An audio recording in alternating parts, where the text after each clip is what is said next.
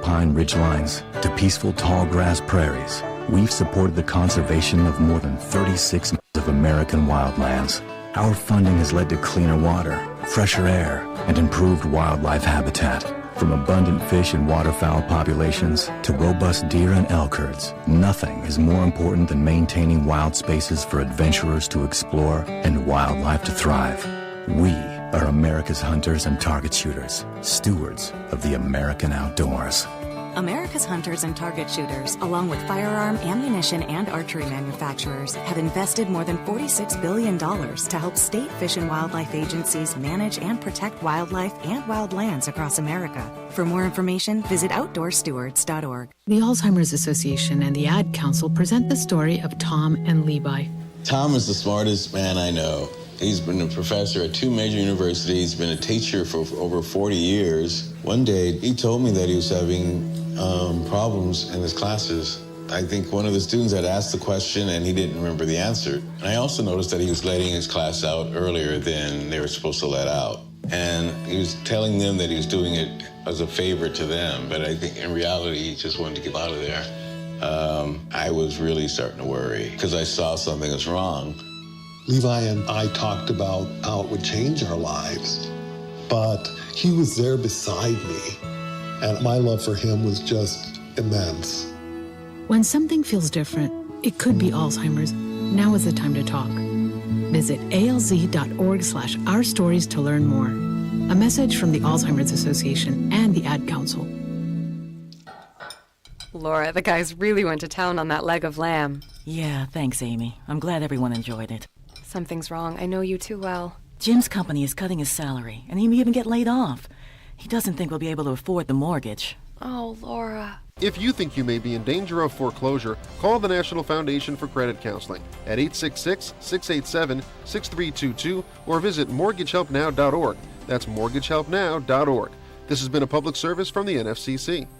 When it comes to prescription medications, it's essential to apply safe practices to protect your health and safety. To avoid misuse and abuse, never share or borrow medication. Keep your prescriptions out of the wrong hands by storing them in a lockbox and disposing of medication properly. Finally, understand your prescription information. Don't be afraid to ask your pharmacist and doctor for help. And if buying prescriptions online, be sure to use VIPS accredited pharmacies. Learn more at awarerx.org, a public service from the National Association of Boards of Pharmacy Foundation. Hey, wouldn't it be great if life came with a remote control? You know, you could hit pause when you needed to, or hit rewind, like that time you knocked down that wasp's nest. Uh-oh. Well, life doesn't always give you time to change the outcome, but prediabetes does. With early diagnosis and a few healthy changes, you can stop prediabetes before it leads to type 2 diabetes. To learn your risk, take the 1-minute test today at doihaveprediabetes.org. Brought to you by the Ad Council and its prediabetes awareness partners. The thought of my sons growing up without me inspired me to quit smoking. I talked to my doctors and then I threw away all my cigarettes, ashtrays, and lighters. I started exercising instead of smoking. Staying away from alcohol when I was first quitting was key. I kept on trying, learned something each time. Do whatever it takes. No matter how many times it takes. We did it, so can you. For free help, call 1-800-QUIT-NOW. A message from the U.S. Department of Health and Human Services and CDC. All right, son. Time to put out this campfire. Dad, we learned about this in school. Oh, did you now? Okay. What's first? Smokey Bear said to. First drown it with a bucket of water, then stir it with a shovel. Wow, you sound just like him. Then he said. If it's still warm, then do it again. Where can I learn all this? It's all on SmokeyBear.com with other wildfire prevention tips, because only you can prevent wildfires. Brought to you by the USDA Forest Service, your state forester, and the Ad Council. We got out of Washington State, and I think a week after, state went on lockdown for COVID. So then when we transitioned to Texas, it was very much so like, what are we going to do now? Operation Homefront has allowed our family to make something of ourselves again in the world after the military. It's completely changed the way our life is. It took us from a hopeless situation, and now we're homeowners. We have a savings account. I'm the first one to own a home out of my siblings. Visit OperationHomefront.org to learn more. At the YMCA, finding your why starts by making an impact together, touching lives for the better. It can be the gift of time or treasure, supporting a community through talent without measure.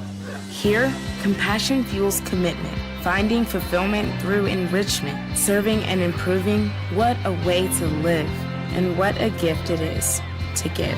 Find your why and get involved today at ymca.org for a better us. 1230 AM, WDBZ, Cincinnati, an Urban One station. Listen online on thebuzzcincy.com. We are 1230 The Buzz, the home of the Lincoln Ware Show. In the latest news, Cincinnati police responded to a shooting incident overnight at a Clifton Airbnb. Reports say about 50 shots were fired at around 12:30 a.m. at a home near Vine Street and West Nixon Street. One person was confirmed as hit by gunfire.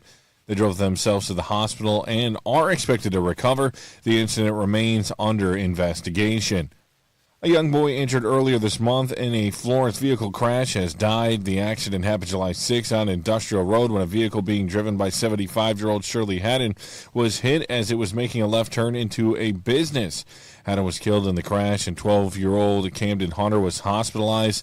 The boy succumbed to his injuries Monday night. An investigation into the crash is ongoing. And sentencing is being ordered for a third man convicted in the shooting death of a young girl in Silverton. 9-year-old Damia Pickens Barton was inside her grandmother's Plainfield Road home on the night of July 10th, 2023, when detectives say shots were fired into the house and she was hit.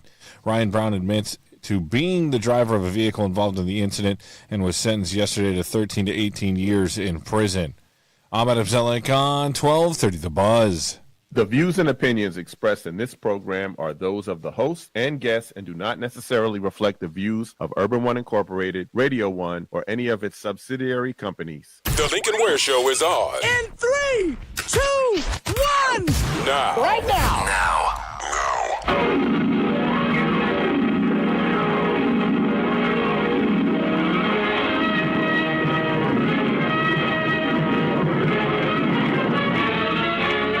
Than a speeding bullet.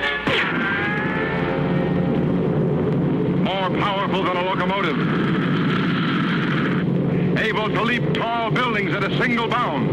Look, up in the sky. It's a bird. It's a plane. Lincoln, Lincoln, Lincoln, Bobingan, Bonana, pineapple, Bingan, feed, fine, Momingan, Lincoln. They say this cat Lincoln is a bad mother. We're just talking about Lincoln.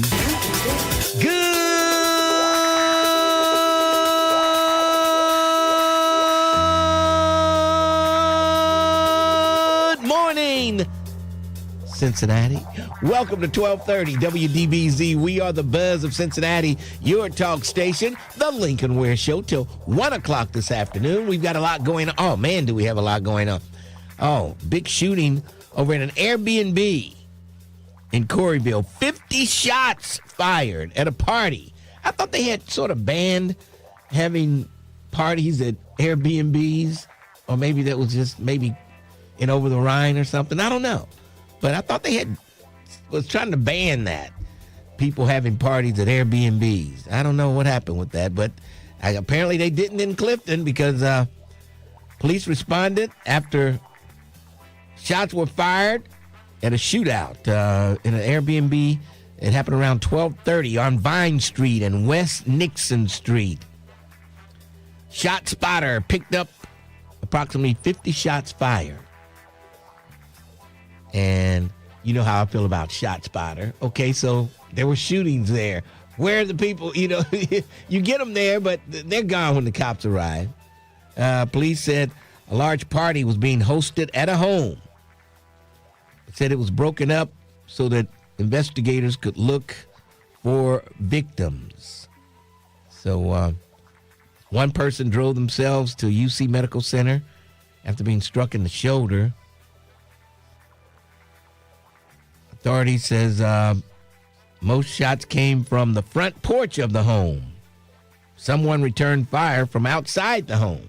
Okay, man, I tell you. Beware of those parties, Airbnb parties. Yes. Because I'm sure the owner of that house didn't know there was going to be a party there, you know. Well, apparently they are banned. They're not supposed to happen. I thought so. I thought they were banned. Yes. So, man. Well, I'm glad the third and final suspect has been sentenced in the Remember in 2023, a 9-year-old girl was shot in Silverton? Yeah, the drive-by shooting in Silverton, God's country. You never hear of shootings happening in Silverton. Of course, I grew up in the beautiful city of Silverton. It's now a village. I don't think it's still a city. And the population was down, and they became a village. But they maybe it's back to being a city again because they do have a mayor of Silverton. So maybe they're a city again. I don't know. But anyway, they don't have the police department, I know, because the sheriff is patrolling the beautiful city of Silverton. Yes. And did Richard Hunter leave his phone number the other day, the mayor of Silverton? I thought he was supposed to leave his number because he needs to be down at the Cincinnati Black Music Walk of Fame on the 25th. Yes, he did. He Mr. did? Ware. Okay. Did I forget to tell you? Yes, you did. Okay. I'll get it after the show. Okay, I'll take my whooping after the show. I will call the former mayor of Silverton, Richard Hunter. Yes. Today is National Hot Dog Day, and you can get a free hot dog at some places close by. Mr. Jeans, you got to buy a 0-calorie Coke, or is it Pepsi? Oh, it's Pepsi. I'm sorry. It's a 0-calorie Pepsi. You buy one drink, and then you get the hot dog free.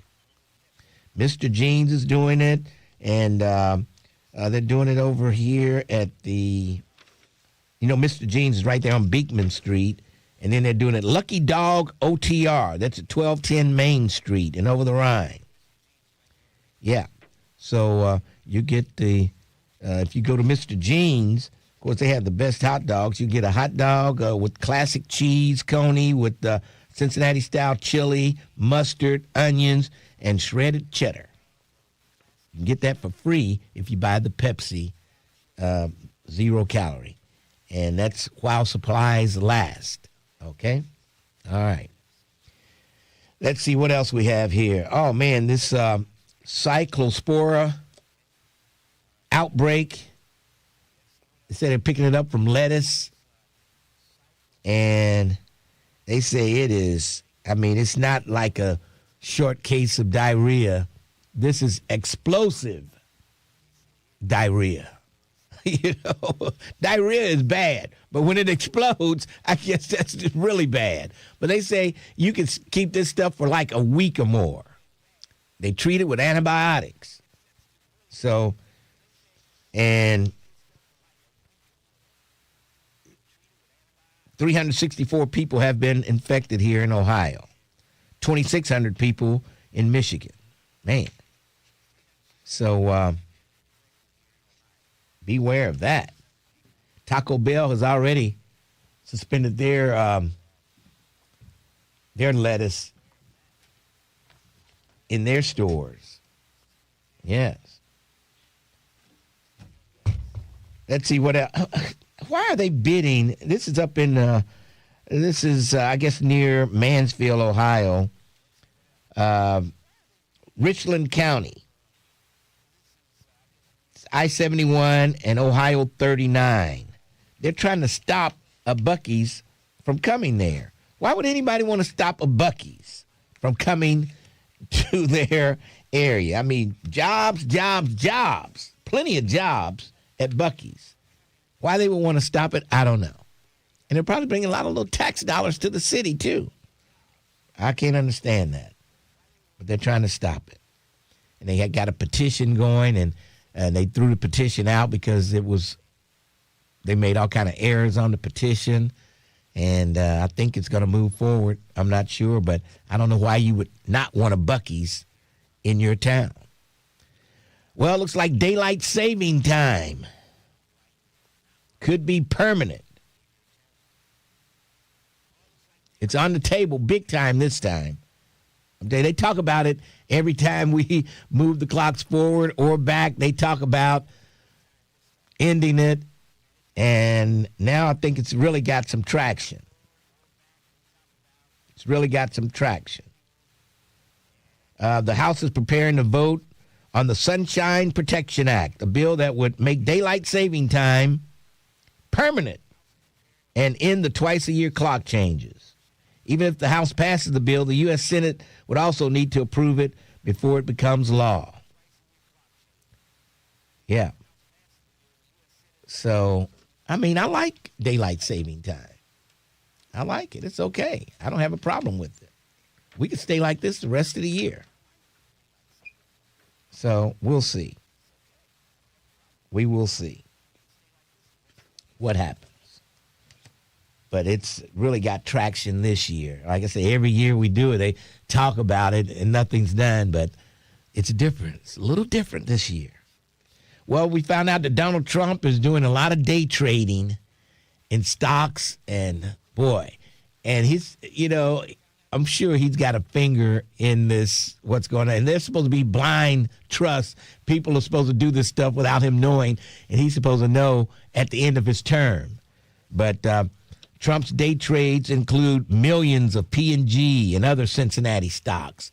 He's with GE Aerospace. He's got stocks there. He's just, man, guess he wants to keep that billionaire status. So he's buying a whole lot of stocks. Let me tell you.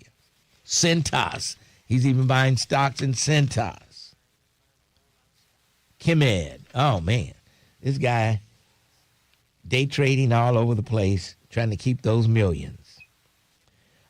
Chicago, I tell you, they're not really caring a whole lot about the Chicago Bears, it seems like. Because they're moving forward with kicking in $424 million for their new soccer stadium in Chicago. And it looks like the Bears might move to Indiana. How can that even happen? And then they're looking at another site in Illinois, but Indiana's really trying to get them over there.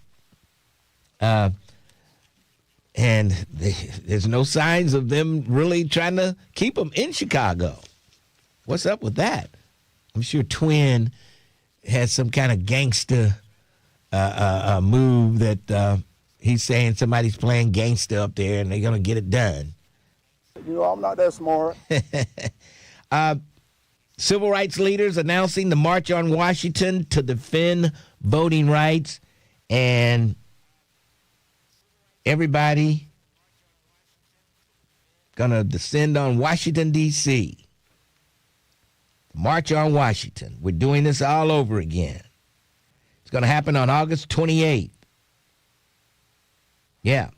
And I think Cecil Thomas had a petition out at the walking club for people to sign up. They have to send a bus up there on the 28th to participate in the March on Washington. It's free, and you just have to sign up. And he'll probably have it out there this coming Saturday, especially Picture Day. So if you're interested in going to D.C., maybe I'll get a hold of Cecil, make sure he's going to have the petition out there. But, I mean, they can only take so many people to sign up. I don't know how many buses they're taking, but I'm sure the bus will be packed. But it's up and back. You don't go up and stay the night in a hotel and come. It's you go up early morning. I'm sure the bus will leave about 3-4 o'clock in the morning, and you get to D.C., and then you come back after the march. So that's going to be a long day. A long day. So you people like 70 and 80 and 90 years old, I wouldn't advise. That's a tough trip for an older person. I think that's especially if you're going to walk, you go to a long bus trip, and then you're going to do some marching. Oh, standing all day? Yeah. I would not. I would be very leery of any elderly people going on this trip. But, hey, I'm just giving you a warning. I think the younger folks need to go up there and pick up the slack. People in their 40s, 30s, even 50-year-old could handle it. Even you could handle it, Terrence. I knew you were going to throw that 50 in there. I just knew it. Yeah, but somebody's 70-something years old. I mean, even though I know I could do it, but I'd be tired for a week afterward. You know what I mean? But, yeah. But there's having a free bus going up. Nan is sending the bus up. So, maybe I'll get a hold of Cecil Thomas and he can give us the update on that. There was another ICE shooting. Did the mayor? Yeah, the mayor just popped in to do a commercial, and he just walked down the hall there and out the door. I was going to get him to just at least peep his head in and wave, but they got by before I could. There he is. he is out on the elevator, getting on the elevator. Yes. Let's see what else. Oh, yeah. They've had more shootings. ICE is just shooting, killing people, and it's always in the car. You know what I mean? So ICE, I guess the leader of ICE says we're going to stop doing traffic stops. And Trump said ICE should continue traffic stops after the shootings. Yeah. And that's contradicting the new policy of ICE. So I don't know. I just don't get it. I just don't get it with this administration. Nobody knows what the other one is doing. One person will say something, then another person says something else. And, man, I don't know what's going on. I was getting ready. I was on my way to work today and taking my usual route, getting off, how 71, you go into Route 50, under the Fort Washington Way. You can either get on the interstate, 75, 71 south, or you can go Route 50. And I take Route 50 to Guest Street and come on down, go around Fox 19, and then come right up 7th Street, and then get off right here at Central at the garage. They had it all blocked off today for the bridge, permanently blocked, I believe. And it just sent me down to Lynn Street. Then got to Lynn, and they got that blocked. You can't get into the West End from Lynn Street anymore. It's just crazy down there. Once again, anytime there's an interstate, they just mess up the black community like you wouldn't believe. You can't even get into the West End from Lynn Street now. It's crazy. I know those two, the Marathon and the Shell station, they're probably going to lose a lot of business. And I don't know whether they're going to be permanently closed or what. Okay, the exit was set to close today, early morning. That it did. And it's going to be permanent. Guest Street exit closure, permanent. I wonder what those people who work at Fox 19, how are they getting to and from work? Man, I don't know. But they're doing a lot of work in that area. Yes. All right. We're going to take a break, and then we'll come back. And I promise you, Terrence Howard, I'm going to break on time today. You're not going to have to tell me, we're late for break. Go to break. If you have to say it one time, I don't know what I'll do. I'll bring you a Lincoln Ware breakfast cup from Ollie's Trolley. Yes. All right, let's take a late break. We're late already, before I can even get started. Let's take a break, and then we'll come back. 12:30, The Buzz. Lincoln Ware is on demand. On demand. That's right. Listen to the Lincoln Ware Show. Yeah, you owe me a breakfast cup already, huh? Oh boy, that happened fast. No, it starts after this. It starts after. It starts for the next break. Oh, somebody wanted to know, when were you having your classic day party?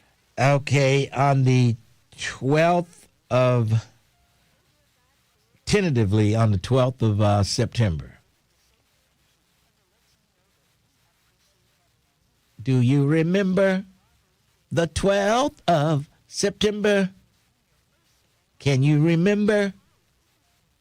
I wrote it down. How about that? All right. How about that?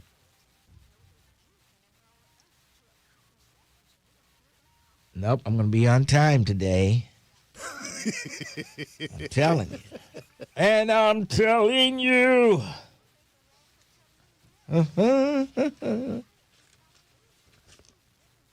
Let's see. I might as well just start planning on my breakfast cup right now. Yeah.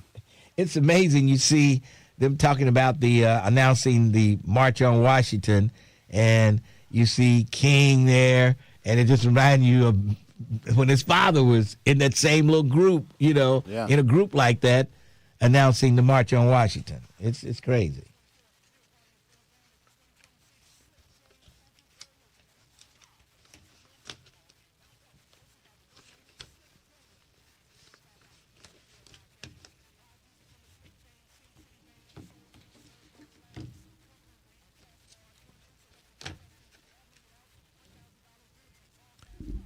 Do you remember the 21st of September? All right. I know September 12th is a Saturday. When would it be if it wasn't on a Saturday?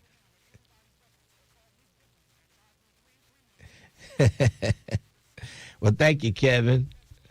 Kevin says Mr. Ware has been doing this as long as he has. He can take a break whenever he wants to. There's rules to follow.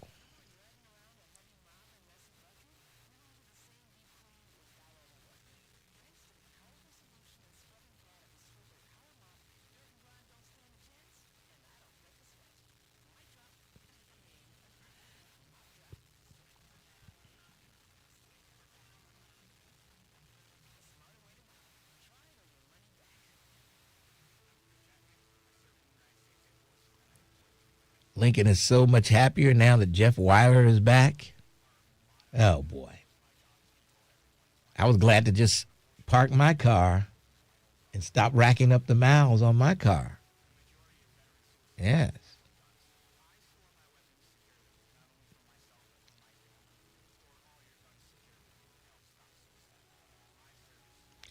Hello, Mr. Lincoln. I saw a preview of that Local 12 story about that Army story. The lady that came to America, then joined the Army, transgender. Is she? Did Sheila say she was transgender? I don't recall. Does it say? I got to watch this story on Thursday. I don't remember her saying she was transgender.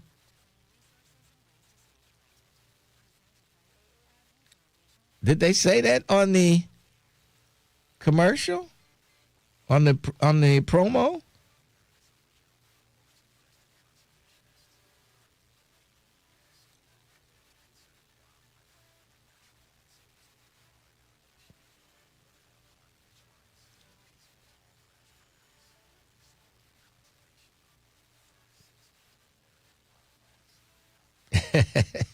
Willie, you answered it, didn't you? I did not hear it either. I don't know where that person got transgender from.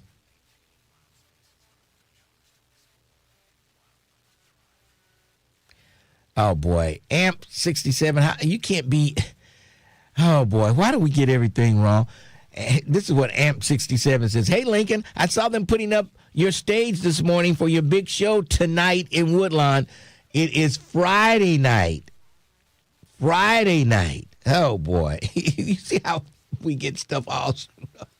It's Friday, not tonight. Just because they're putting the stage up now does not mean it's going to be tonight. No, it's Friday at 6:30. And I'm thinking the rain is going to hold off, so you'll be good to go, folks.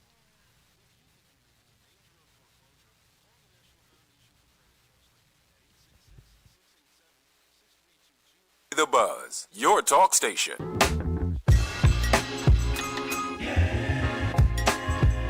1230 WDBZ, the Buzz of Cincinnati, your talk station. It's Lincoln Ware on a, what is it, Wednesday? Yes, it is. It's Wednesday. These days roll by so fast, it's tough to keep up with them. Yes. All right, let's go downtown to the Crime Stopper headquarters and check in with our good friend, Detective Tiffany Green. How you doing today? I'm good. Good morning, Lincoln. How are you? I'm hanging in there. I'm hanging in there. Yes, it is hump day. What's going on? Boy, a lot going on. Shooting over there in Clifton last night. 50 rounds fired. Unbelievable. I know. Very unfortunate. We have to do better. Yes, yes. Who are we looking for today? Cincinnati Police District 4 is looking for Joseph Dobbs. Mr. Dobbs is wanted for felonious assault, felony abduction, felony strangulation, and misdemeanor domestic violence. On July 11th of 2026, during a physical altercation, Mr. Dobbs struck the victim in the head with a firearm and choked the victim until they lost consciousness. Once the victim regained consciousness, Mr. Dobbs made the victim transport him to an unknown location against the victim's will. Joseph Dobbs is a black male. He's 39 years old. He's 6'4" and 220 pounds. Joseph Dobbs has a history of drug and weapon offenses, domestic violence, strangulation, and assault, and was last known to live on Lynn Street in the West End. The Hamilton County Sheriff's Office is looking for Jerry Topic. Mr. Topic is wanted for felony trafficking in drugs and felony failure to comply with police officer. Jerry Topic is a white male. He's 42 years old. He's 5'9" and 330 pounds. Jerry Topic has an arrest history of disorderly conduct and was last known to live on Parkcrest Lane in Westwood. Listeners, if anyone has information on where police can find Joseph Dobbs or Jerry Topic, please call Crime Stoppers at 513-352-3040 or submit a tip online at crime-stoppers.us. All right, 352-3040, night or day. There's cash money for your clues. We'll talk to you tomorrow. Yep, talk to you tomorrow. You have a great day. All right, you too. See you later. That's a Detective Tiffany Green. All right, 513-749-1230. Lincoln Ware with you. Let's go to Bill. Bill, how are you? I'm doing great, man. I am ready for Sunday Soul Classics. I got my request in already. What is it? Change. Hold tight. Oh, yeah, that's a good one. That's a good one. Yeah, I figured you would like that one because I left a message on there. Yeah. Now, Chico, he left something that's not on the playlist, so tell him he needs to change his request. Oh, man. Oh, boy. Yes. I do want to touch topic on the recent deaths of Lindsey Graham and Simon Lease, especially Simon Lease. Okay. I mean, he pretty much was on a crusade of, removing porn from Cincinnati. Yes, he was. It's wrong in the eyes of God, but you know what? These people have a right to indulge in porn if they want to. I mean, I don't personally mess with it. Yeah. Because you cannot enter to heaven, the gates of heaven, with that mess. If you watch the porn movie, that means all bets are off for you getting into heaven. Yeah. Okay. Yeah, that's how I feel. But you know what? It'd be interesting on how God feels too. Yeah. I mean, the thing is that you enter the gates of heaven clean. Yeah, not unclean. Who gave them the tools to produce the porn? God gave them the tools to even make the porn. So what can you say about that? Oh, wait a minute now. Oh, man, I tell you what. You better watch that statement, okay? Because you know what?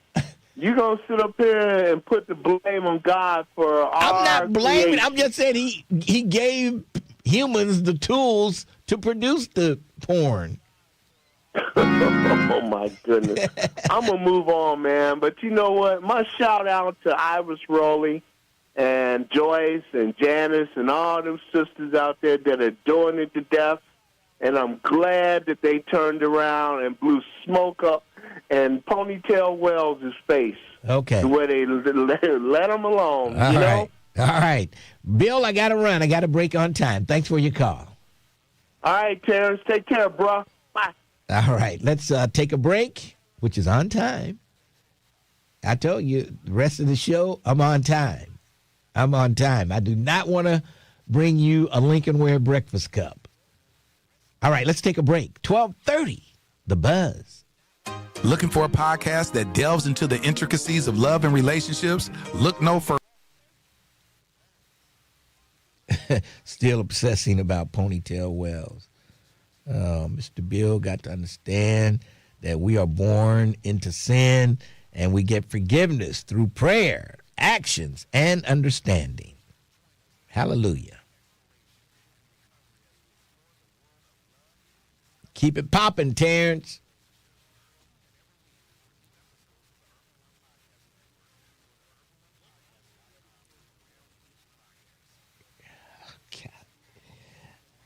It's full. Tell them it's full. It's full. But I'll put it out over there in a minute. And they might have a waiting list.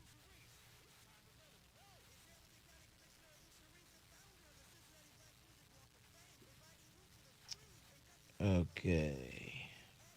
Bill sounds like he needs all the porn he can get. Woo!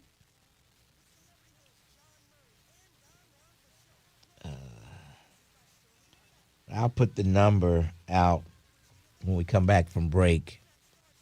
But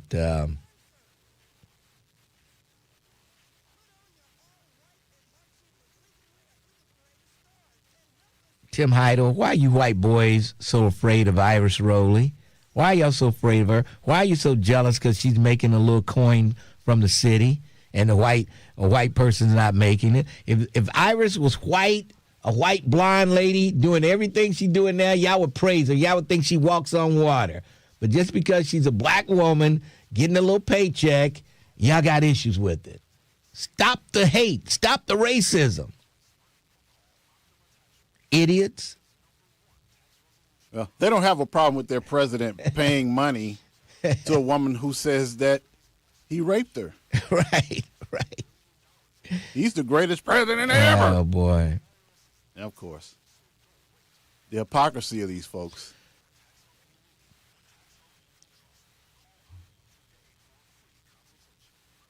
You're absolutely correct, Lincoln. I know I'm right. That's the only reason why I bet Scotty comes on the radio and says the shooting didn't happen last night. Now, it happened. We've got proof that it happened.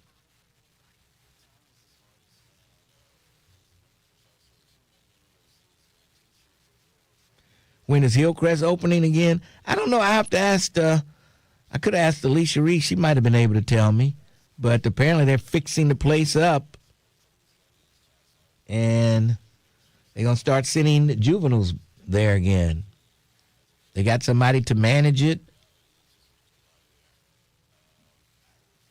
Yeah, Lincoln skipped over the Terrence deserves a breakfast cup comment there. I saw how you skipped over the Terrence deserves a breakfast cup. Oh, I didn't see that. Where is it? Comment there. Sometimes these things jump so fast, I miss it. Oh, yeah, I know.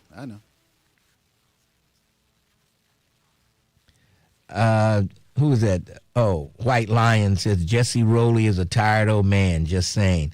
Okay, tell him that to his face.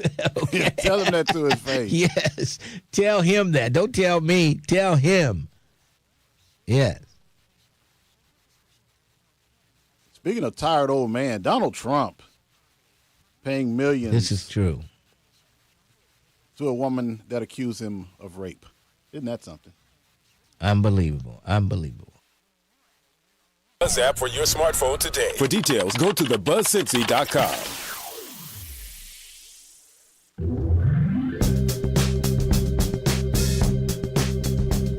.30 WDBZ, the Buzz of Cincinnati, your talk station. Lincoln Ware with you till 1 o'clock this afternoon. And what do you think about the March on Washington that'll be led by Reverend Al Sharpton and the National Action Network, Martin Luther King III, Andrea Waters King, and labor and civil rights groups will host the March on Washington on August 28th. It'll be the 63rd anniversary of the 1963 March on Washington for jobs and freedom. And, of course, they had the I Have a Dream speech that will live in infamy. What type of turnout will they have in Washington? Will people get in their cars I got to call. I definitely have to call Cecil Thomas to get more information on it. But they did have a sign-up sheet if you wanted to ride on a bus to D.C. on that date. And it was free. It was free. All right, let's go to Brent. Brent, what's going on? Oh, nothing much, Lincoln. How many people are you taking or driving in that new car you're getting from Jeff Wiley? I don't think I'm going. I'll be probably working at Jeff Wiley that day. Mm-hmm. Right. Let's see. Oh, yeah, my good friend, I have a good friend who's a lawyer named Brett James Heyman, and he suggested to Clarence Howard to only accept cash from you, not a free breakfast cup. Yes, okay. So hopefully he'll get the cash equivalent when you blow through one of your brakes by getting pissed at Ponytail Wells or somebody like that. Oh, unbelievable. But, yeah, the main reason why I called was down here in Rowlett, where Rick Jr. claims to live on Lake Ray Hubbard, about 3 months, there was a black teen who drowned. And according to the story that the other two white teenagers told him, that all three of them got together, they jumped off of a bridge, he drowned, and they claimed to have panicked through his clothes in the trees and his cell phone in the ditch. But here's the thing. This black kid was on the swim team. Was on the swim team, exactly. Yes, exactly. So yeah. they've only arrested them for tampering with evidence, tampering with the clothes, and they haven't. A 16-year-old, of course, they haven't mentioned his name or anything. Didn't they delete some stuff off the phone? I think that was the other case down in Mississippi. Oh, this is another one. Wait, this is a different case. Yeah, I'm talking about the one here in Texas. Okay. Yeah, not the one down there at the Horn Island or whatever it was down in Mississippi. Yes. Okay. So it's teach your children, teach your grandchildren who are friends and who are acquaintances, and you just have to be careful, because if you're dead, they control the narrative, and unfortunately, those other folks with them are going to get the benefit of the doubt. So you definitely got to watch out for that. And, you mentioned the other day that they filled Lindsey Graham's seat with his sister. Yeah. Who never been in elected office or anything like that. So it shows you that DEI isn't about qualification, isn't about meritocracy. Yeah. It's just another word they use for the N-word. Plain and simple. They think that anybody black in any sort of position didn't earn it, which is absolutely wrong, because we have to outwork them, and then we have to be in those areas to where they were even, in most cases, forced to even consider us for those positions. But it just shows you that they've always known since the inception of this country, that's why they've written all these laws and everything, that they really are inept and they really are incompetent and subpar mediocre, that they have to make up these lies in their heads to try to prove that they are better than us, and all by looking at skin color. Yep, and it shows fear.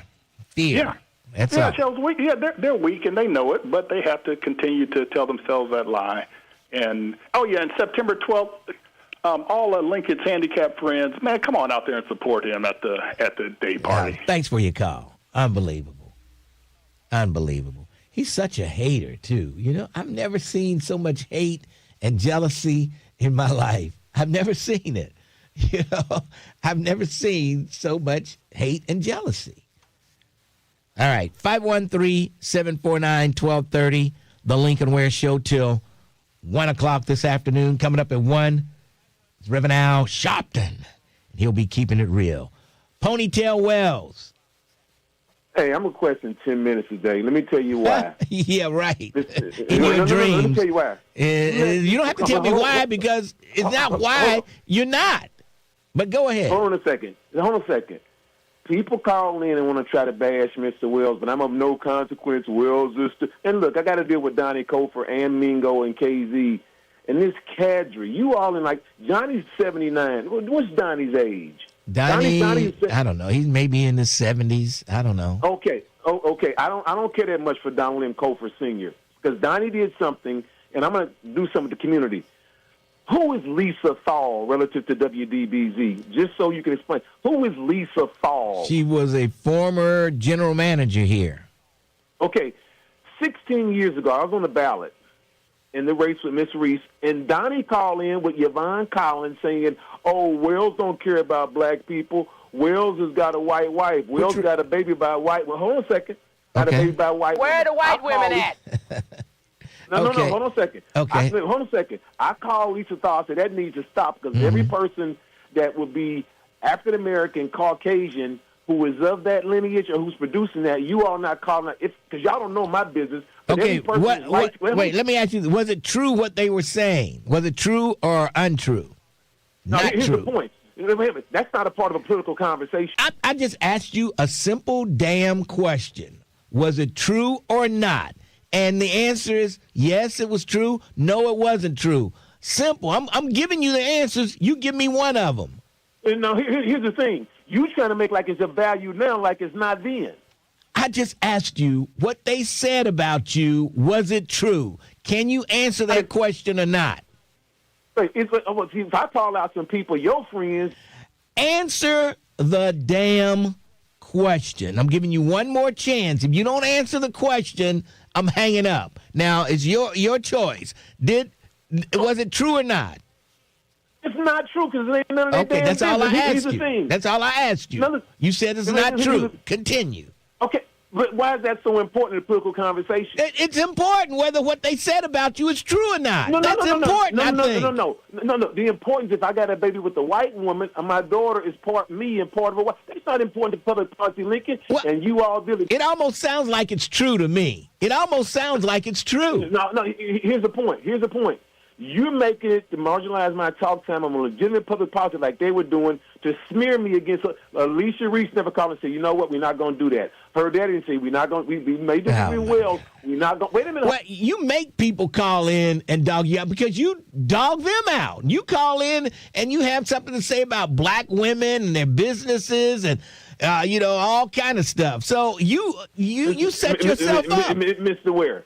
I'm discussing policy. You try to what make it policy? What damn policy are you discussing? Hold on a second. When I discuss the policy with objectivity, you get upset because you do propaganda and you got that microphone. I live activism. Hold on a second. Now you respond with, no, give me 10 minutes in fairness. I'm not giving you 10 minutes. You're crazy as hell. You know what? I've earned the 10 minutes. You haven't earned. I've earned it. Don't make me curse. Don't make me curse this morning. You haven't earned. You know what I want to say. Let me show you something else Donnie Cofer did. Allow me to respond. Donnie Cofer was the one you all kept saying, did you punch a student? This Negro says, I was the one that started the rumor. Nate didn't do it. So a black man wants to say a black male teacher, school counselor has punched a student. Okay, hold on. Okay, now it's pushed instead of punch. I'm trying to think who brought that up. Who first? Was it Donnie that said you punched the student in the stomach? No. Let's stop right here. Now we got to go back to the movement. Hold on 1 second. I said, give me 10 minutes. Nate Livingston got upset because Nate was trying to out Dwight Patton when they wanted to smear Dwight with his LGBTQ crap on Dwight harming Shannon Mugabe, and Dwight would not relent, and the LGBT community told them, attack Dwight Patton because Dwight is a loud, consistent voice. Hold on a second. No LGBTQ community told Nate to do that. Yes, sir. You weren't in the movie. We know what happened when they went over to Dwight's house. I remember when they went over to his house and started picketing in front of his house. I remember that. No, you weren't. No, you weren't. Look, that was later on. Just like you incorrect about this Gina timeline. That was 2006. You wasn't at CIN. I'm waiting for people to correct you. No, I know I wasn't at CIN in 2006. I started here in 2000. I started here in 2000. 2006. Now, hold on 1 second. Let's be fair on. Look. It's called "You Can't Rob Me of My Good Name." Donnie Cofer said. Hold on a second. He said he was the one that started the rumor. All right, about when it didn't happen. Okay. Let's be clear. You always say, if you can't say if you're the student, you can't tell. You guys counseled me for like 3 years behind that crap. Yeah, I know. You punched the student in the stomach. You want to catch a lawsuit? That's what they told me. That's what they told me. And that's what and you said you did. Say that again if you don't get sued. What did I just say? Say it again if you don't get sued. You I've said, never said look, that. yes, No, you look, did. hold on a second. Yes, you Hold on a did. second. Yes, you did. You said it. So, look, you about to get a lawsuit. I've never said that. Yes, now, you have. Yes, you have. Good name. When did I say I punched a suit in the stomach? When did I say that? I can't remember exactly no. when. And guess what? You're gonna remember July the 15th, 2026. Oh, I yeah. never said. Thanks for your call. You didn't get your 10 minutes. You did not get your 10 minutes. And matter of fact, you probably never will get them. You won't get 1 minute. Let's take a break. We'll come back. 12:30, The Buzz. 1230 The Buzz wants you to buy Black 513. Black Americans have over $1 trillion. Let him sue. Does that mean he's banned? Yeah, he probably is. He threatened to sue me, so I don't have any choice but to ban him. Okay. You know? All righty. Add him to the list. Put him on the list. Yes. Put him on the list. When you threaten to sue me, I got to let you go. I got to let you go. I got to let you go.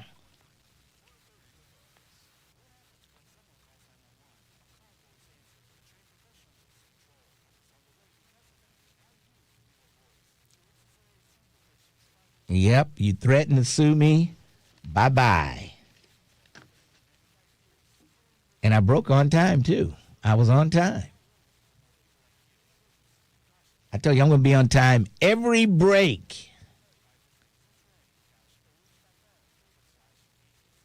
Now, Ponytail, he gets more than 90 days. He gets more than 90 days. Who's that threatening to sue me? What's her name?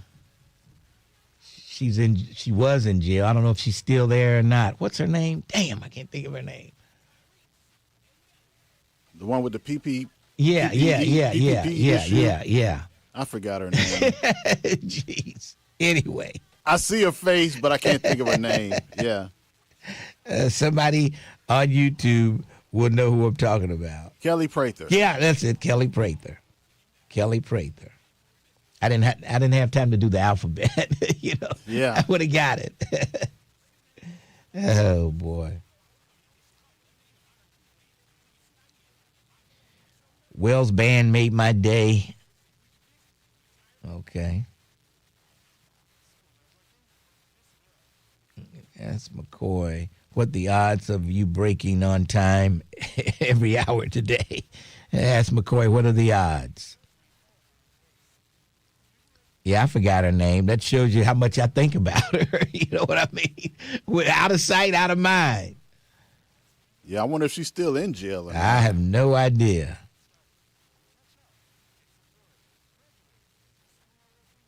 She's going to sue me for $10 million.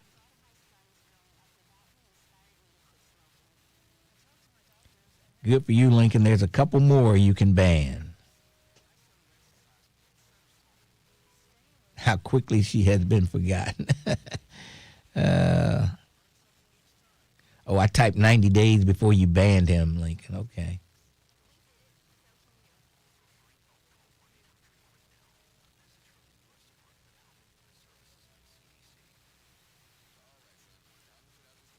No, that's not true. I talk to a lot of people who don't agree with me.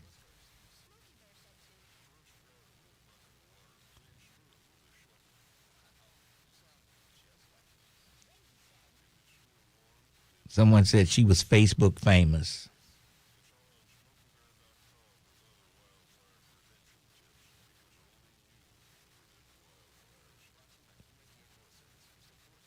Yeah, she was going to sue me for my net worth. Kelly Prather. She was going to sue me for $10 million. Oh, man, you're worth $100 million. Yeah, She's got to go higher than that. Right. Oh, boy. And the Breakfast Cup. Unbelievable. Somebody say, yes, she is still locked up.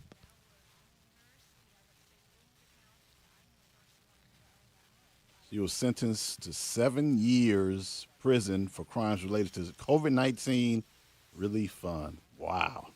7 years, boy. Oh, boy. What's up, James Muhammad? Assalamu alaikum, my brother. .org. The views and opinions expressed in this program are those of the host and guests and do not necessarily reflect the views of Urban One Incorporated, Radio One, or any of its subsidiary companies. Don't leave us in the car. Take us with you. Go to your favorite app store, search WDBZ, and download the Buzz app today. 1230 WDBZ, the Buzz of Cincinnati, your talk station. Lincoln Ware with you. Don't forget the 38th annual Midwest Regional Black Family Reunion returns to Cincinnati August 13th through the 16th. You can join thousands from across the region for a free celebration of black culture, community, empowerment, and family, featuring live entertainment, a career fair, a parade, and more. If you need details, go to myblackfamilyreunion.org. That's myblackfamilyreunion.org, and you'll get all the information you need on the 38th Midwest Regional Black Family Reunion. Yes. All right. 513-749-1230, The Lincoln Ware Show. Shooting last night. And I'm sure there'll be some retaliation from that easing over until tonight. The weather's hot, and you know what that means. Bullets will be flying. It just seems like it happens that way. All right, let's go to Dwight Kyles, then Zarak. Where's he been? Dwight, how you doing? Are you all right? Good, Mr. Ware. You know what? That gentleman that you're battering with, his word is suspect. He does not like these people.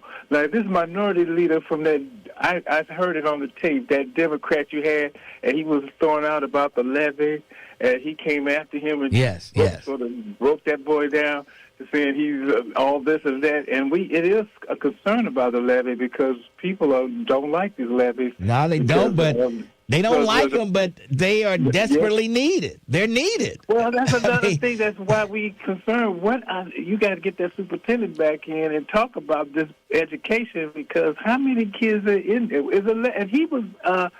That's why everybody was confused. He's a state rep. Why is he talking about the levy? Is the levy supposed to be? Well, a state rep. They're concerned about the area that they're working in. These are still people that voted for them, and they want to make life as easy for them as they can. And I mean, they do have some. The state pours money into this city, to Hamilton County.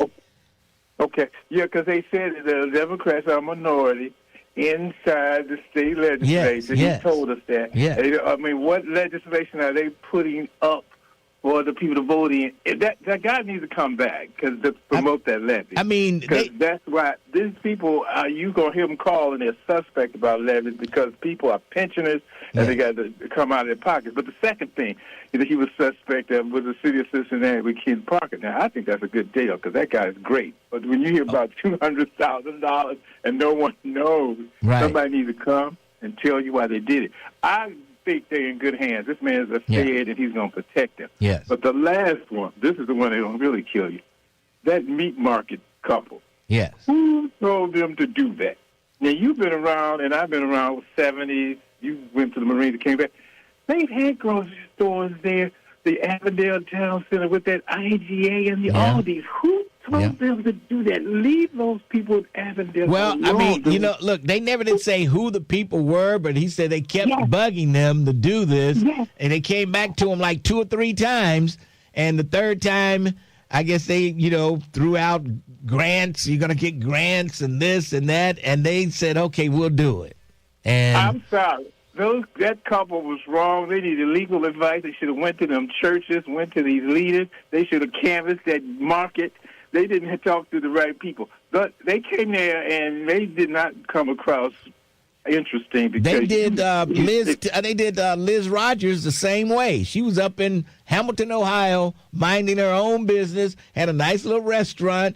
Food was good, and I think Winburn was one of the people, and I think the city manager But, Winberg, you got to go up here. She's got good food. Oh, good food. And went up there. The food was great, but they talked her into coming down here. She was minding her own business. And she probably hates the day she ever Honestly, you need to leave Avondale alone. There's no Walgreens, no Kroger's, no Myers. And people should stop deceiving people because those people are fine with what they're doing. And if they want something, they got to come out and support those people. And, and I'm sorry, that couple, they need to tell who told them this. Like grants. You can't be making businesses on grants. Yes. But I think your callers that they don't like these people. They think they're all grifters and such. But you and I, we think the people have good intentions and they mean well. But these people don't like it. They all right. Don't like them. Hey, Dwight, appreciate your call. No, I appreciate you. Thank you. All right, Bye-bye. thanks. All right, that's Dwight Kiles. And did anybody go to that meeting last night? I think it was at the Holloman Center, I do believe. They had the interim police chief there. Scotty Johnson was there. The NAACP was there. And a host of other people. Channel 9 was there. And I saw Doug Springs. Doug Springs, I'll give you a pass to call in today. I want to know about the meeting. Doug Springs wasn't happy at all. They interviewed Doug on Channel 9 last night, and he said, it's the same stuff all the time. They keep saying they're doing stuff, but it's the same thing. It never stops. Anyway, Doug, you got a free pass to call 2 days in a row. If you're out there listening, give me a call, Doug Springs, at 513-749-1230. Scotty looks like he was a little agitated. Scotty didn't seem very happy with some of the, talking they were doing. The assistant chief was there talking about the interim chief was there, Henny. And I don't know. If you were there, I want to hear from you at 513-749-1230. Was Iris Rowley there? I didn't see her. Was Ken Parker there? I don't know.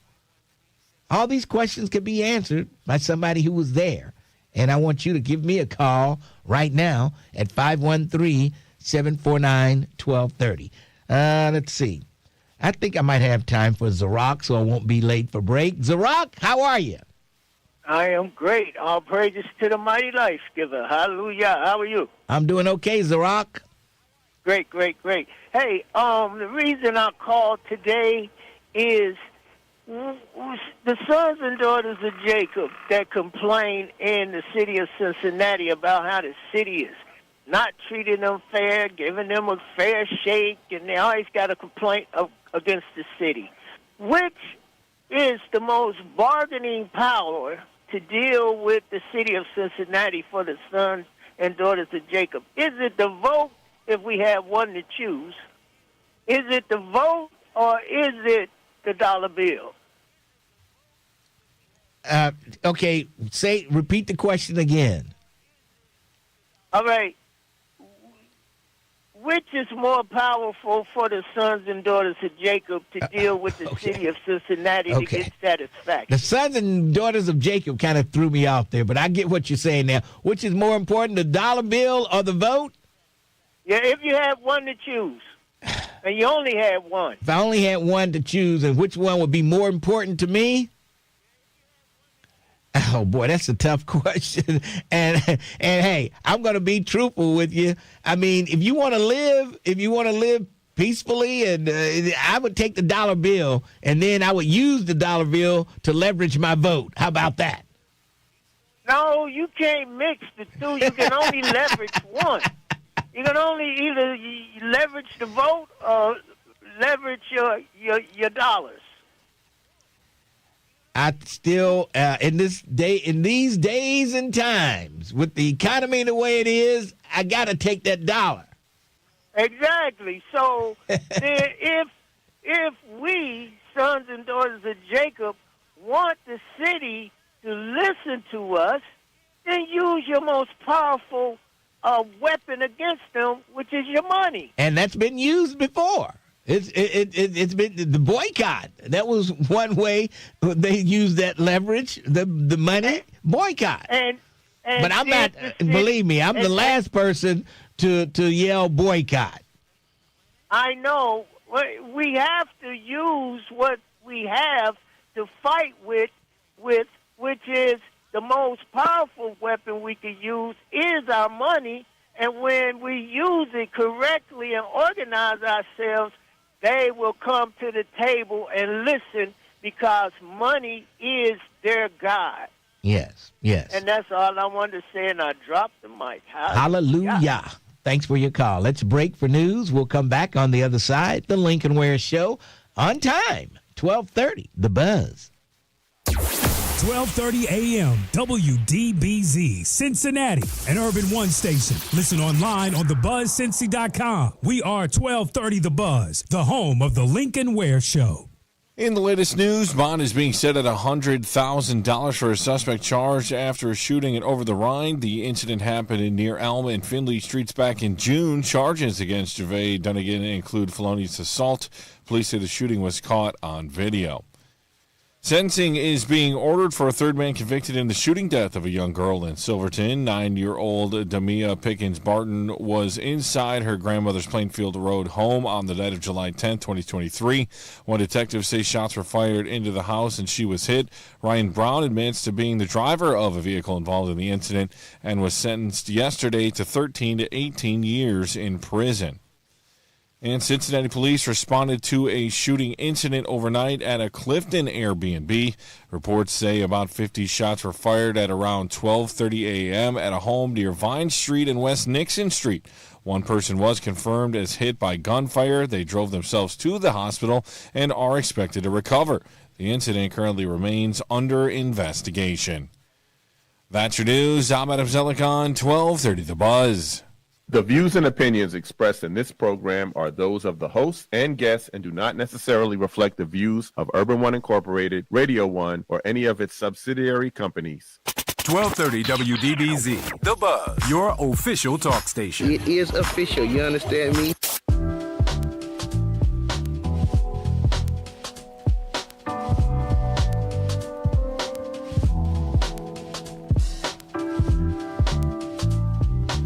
.30 WDBZ.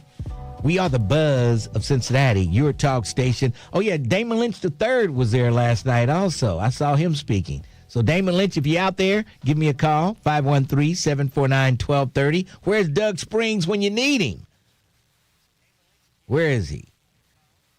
And let's see, I saw a lot of people there last night, and then they had I saw Scotty Johnson, the interim police chief. He's grown a beard, too. Since the last time I saw him, he's got a beard now. Yes.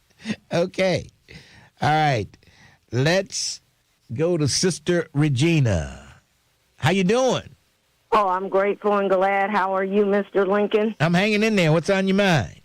I just have a quick question for you. I caught a little bit of your conversation with Miss Sheila Gray from 12. Yes. And she was talking about the event the African community is doing this Saturday, is it? Because I haven't heard anything. Yeah. And I think it's at Sawyer Point. If I'm not mistaken, it's at Sawyer Point. Yeah. Okay, because I was like, dag, I would get the tail in. But I don't see any posters, no commercials. You know, they maybe tell it's about only the Asian stuff all the time and the German.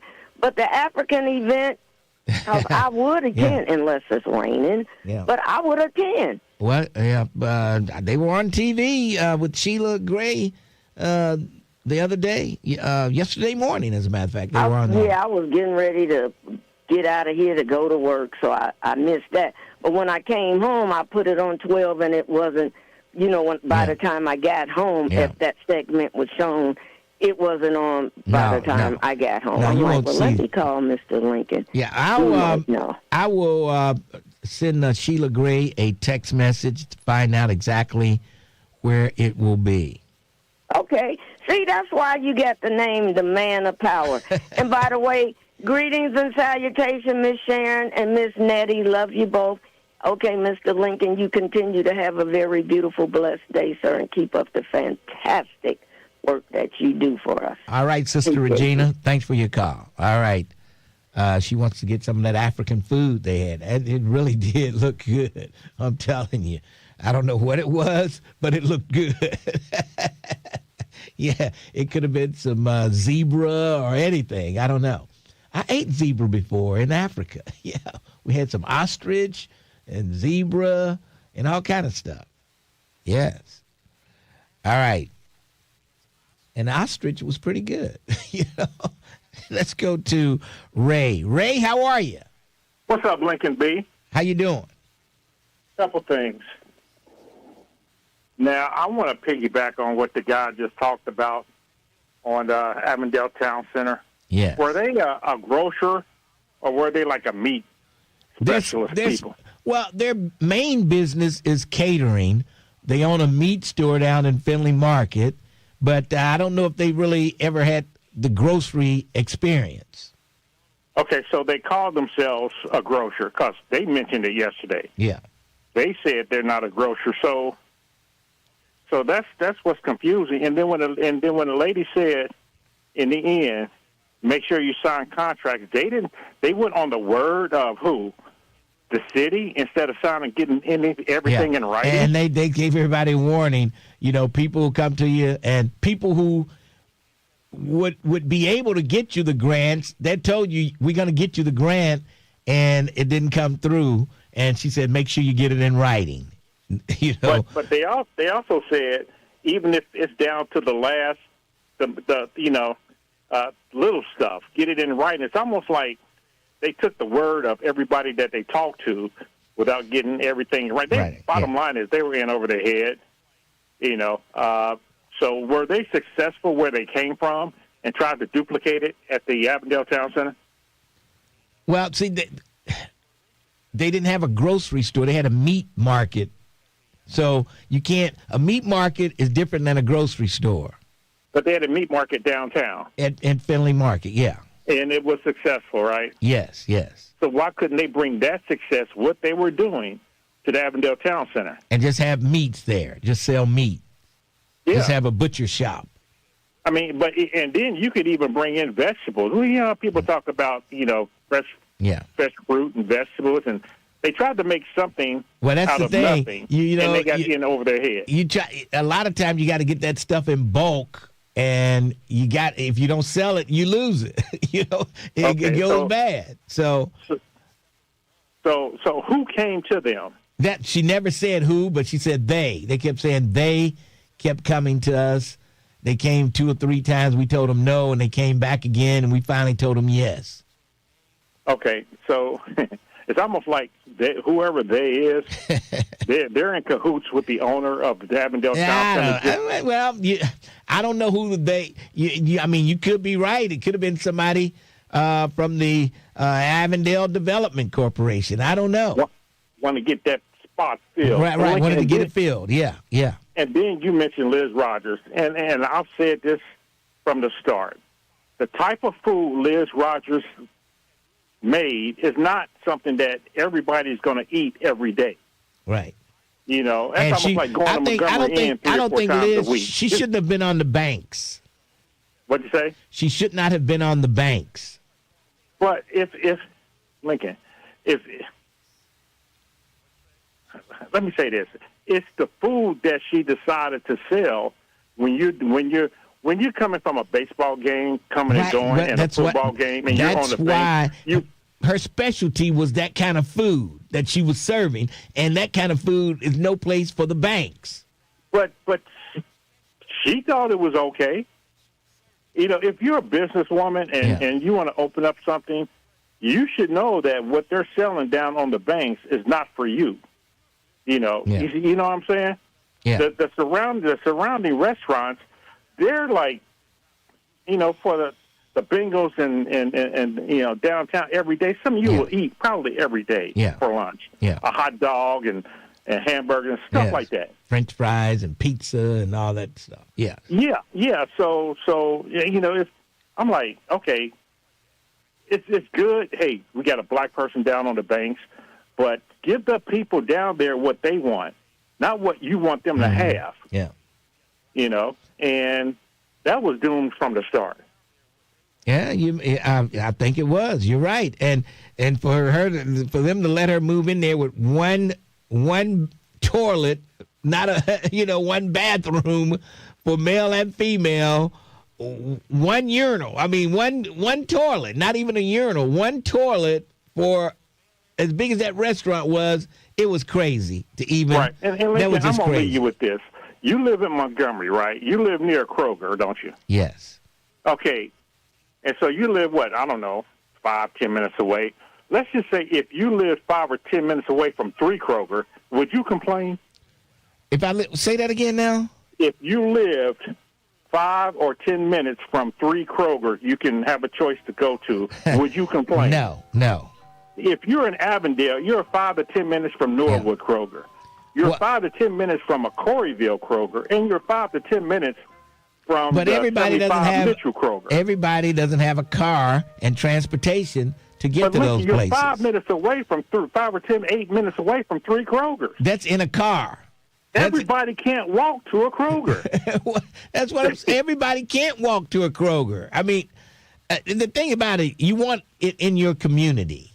You want it there in your community. But you can't and there's nothing wrong. Community.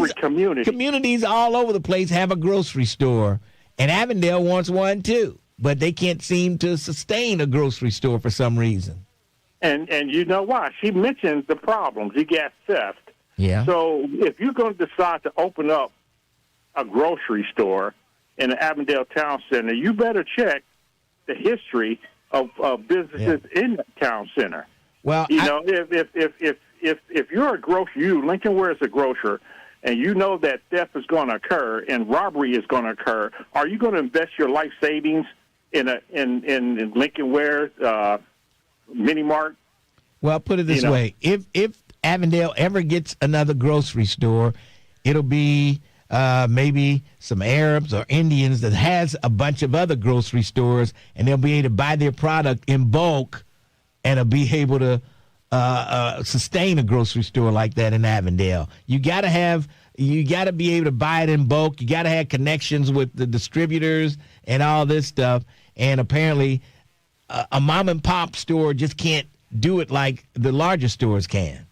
Yeah, but even when they had a larger store in there, you still don't have the same problem. You're going to get you're going to have theft no matter who's in robbery. there. Yes. You're going to get people hanging around that causes other people not to want to come there. Yeah. So and that's called loitering. Well, all I got to say is I don't know if Avondale will ever get It's a good thing to bring black businesses to the black community. Avondale Town, that's fine. But you have to know what you're doing. Yeah. It was fine that they want Liz Rogers to come down on the banks. She just decided to sell something that white folks won't eat on a daily basis. And if it's all about the money, you better make something that white folks and black folks and Latinos will eat on a daily basis. Yeah. You're right. All right, Lynn. Thanks for your call, Ray. All right, 513-749-1230. Lincoln Ware with you, and Rambling Ray is still on. Lincoln loves Ray and hates handicapable people. He is a real hater. Unbelievable. Yeah. Really, they said, don't rob across the street. I don't know what they're trying to say, but I don't know. Does the fish place ever get robbed? Probably not. Probably not. And, man, the inside job of stealing the meat, that was something. Jeez. Act like you're throwing the meat away, put it in the garbage can, and take it out to the dumpster, and then your friend rides up to the dumpster and gets the meat and drives on off and put it back in the freezer and then sell it, I guess. Unbelievable. Hey. No bread, no water, just meat. I got some steaks over here, man. $5 a piece. $5 a steak. All right. 513-749-1230. It's time to take a break. Right here on 1230, The Buzz. Every weekday, 12:30 The Buzz has you covered. Let's go! With new entertainment and information. Starting at 6 a.m., set your alarm for Get Up Mornings with Erica Campbell. What's going on, Cincinnati? This is Erica Campbell. Followed by The Lincoln Ware Show from 10 a.m. to 1 p.m. Hey, this is Lincoln Ware. Join me for The Lincoln Ware Show. Then it's Keeping It Real. With me, Reverend Al Sharpton. From 1 till 4 p.m. News, entertainment, and information. We've got it all right here on 1230 The Buzz. Here at Urban One, we pride ourselves on supporting local and national Black-owned businesses throughout all of our radio markets. Since we began our Buy Black campaign, we like to spotlight some familiar and unfamiliar businesses in our communities. From arts and crafts, restaurants, clothing and apparel, heating, technology, electrical. One thing is true, Black folks have a business for everything you need, want, or could imagine. So let's show some love to all local and national Black-owned businesses, because when you spend money with the Black-owned business, you are helping your community as well as helping yourself. The businesses for this week are Treat Shop, 1218 Central Avenue, Middletown. Thorough Works Restoration. Call 513-608-7220, 9940 Wayne Avenue.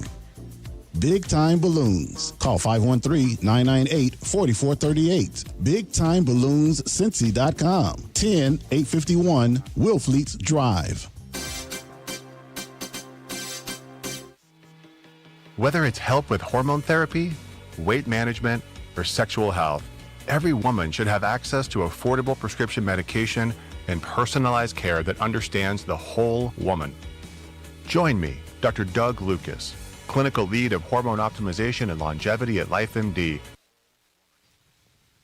Same school, but he's the Spanish version. Yes. Oh, okay. He was for Omega. Oh.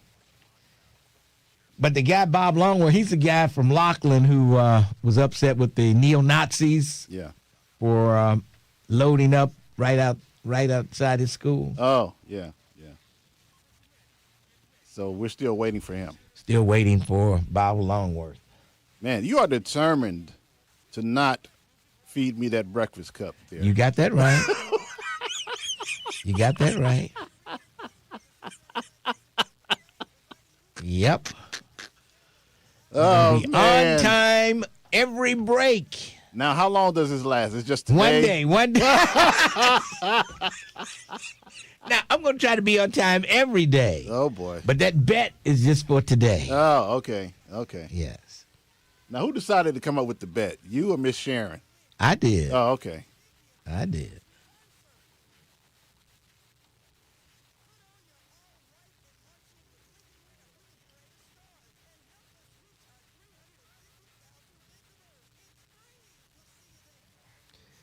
I'm talking across the town, from the town center.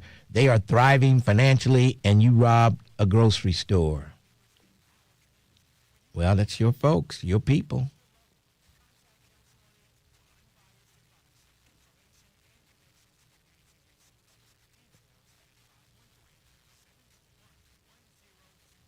Is YouTube on you about your time? No, James Muhammad, no. YouTube don't care when I go to break. No, they don't. You can never go to break on YouTube. Right. You don't have to. I know it. I don't know what James Muhammad is always looking for an angle. No, radio time wants us to go to break. Right. It's radio time. I think the breakfast cups have gone up. It's inflation. I think they're like $6 or $7 now. Oh, man. Inflation.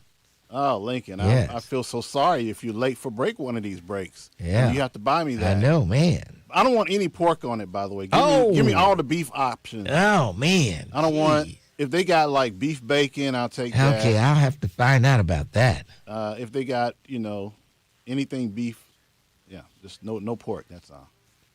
If they have no meat options that are not pork, I'll just take, egg and cheese. Okay. Grits or whatever goes in there. Oh, you think I'm going to really not make my breaks, huh? I'm just letting you know, Mister. I'm just putting it out into the atmosphere. Okay. I'm just putting it out there. Okay. Just putting it out there. Well, like Brent said, you're going to get it free anyway, so what the hell are you worried about? God. Oh, gee. What are you worried about? That damn Brent beard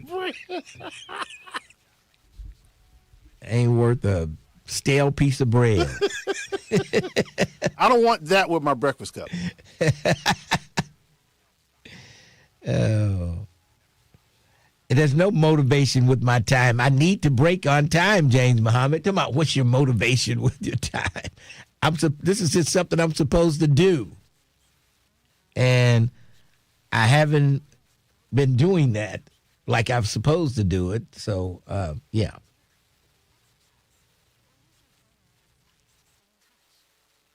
Healthcare. Giving voice to the community. We are the Buzz of Cincinnati, your talk station.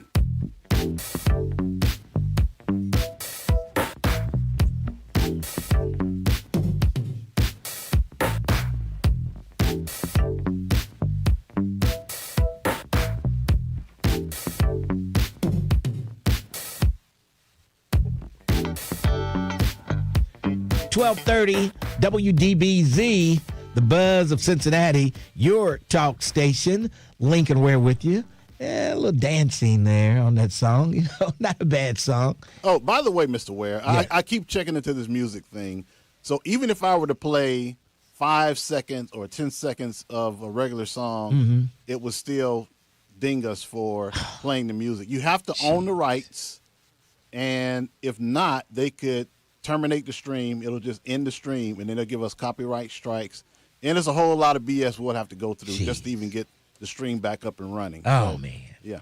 But, okay, we do. But think about it. If we have the rights to play this over the radio. YouTube is a different entity altogether. It's internet, Mr. Ware. I know. They play by different rules. I tell you, it's crazy.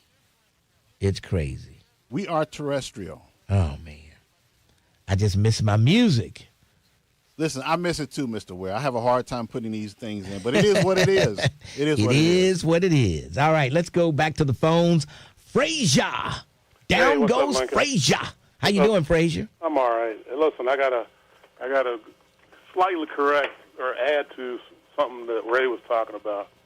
When you talk about, he never mentioned food deserts, and that's what we got going on right now. When you talk about Oakley, Hyde Park, and Norwood, they're all contiguous neighborhoods. And they have grocery stores. They've got 3 Krogers within 5 miles. They've got a grocery store at Meyer. They got a grocery store at Target. They got the Fresh Market on Madison Road. They got the Fresh Time Market over in the Rookwood Plaza. So they got 7 grocery stores within a 5-mile radius, and we can't keep one in the black community. There's something wrong with that. and I guess we think it's okay to steal and rob from each other. Yeah. And the question didn't come up yesterday, but I wonder, and I wish you had asked those 2 people that, did they file a police report when they discovered that the meat was being stolen by their own employees? See, I don't know. I don't know. And that's a good question. I didn't ask that. I just assumed they probably did, but I don't know.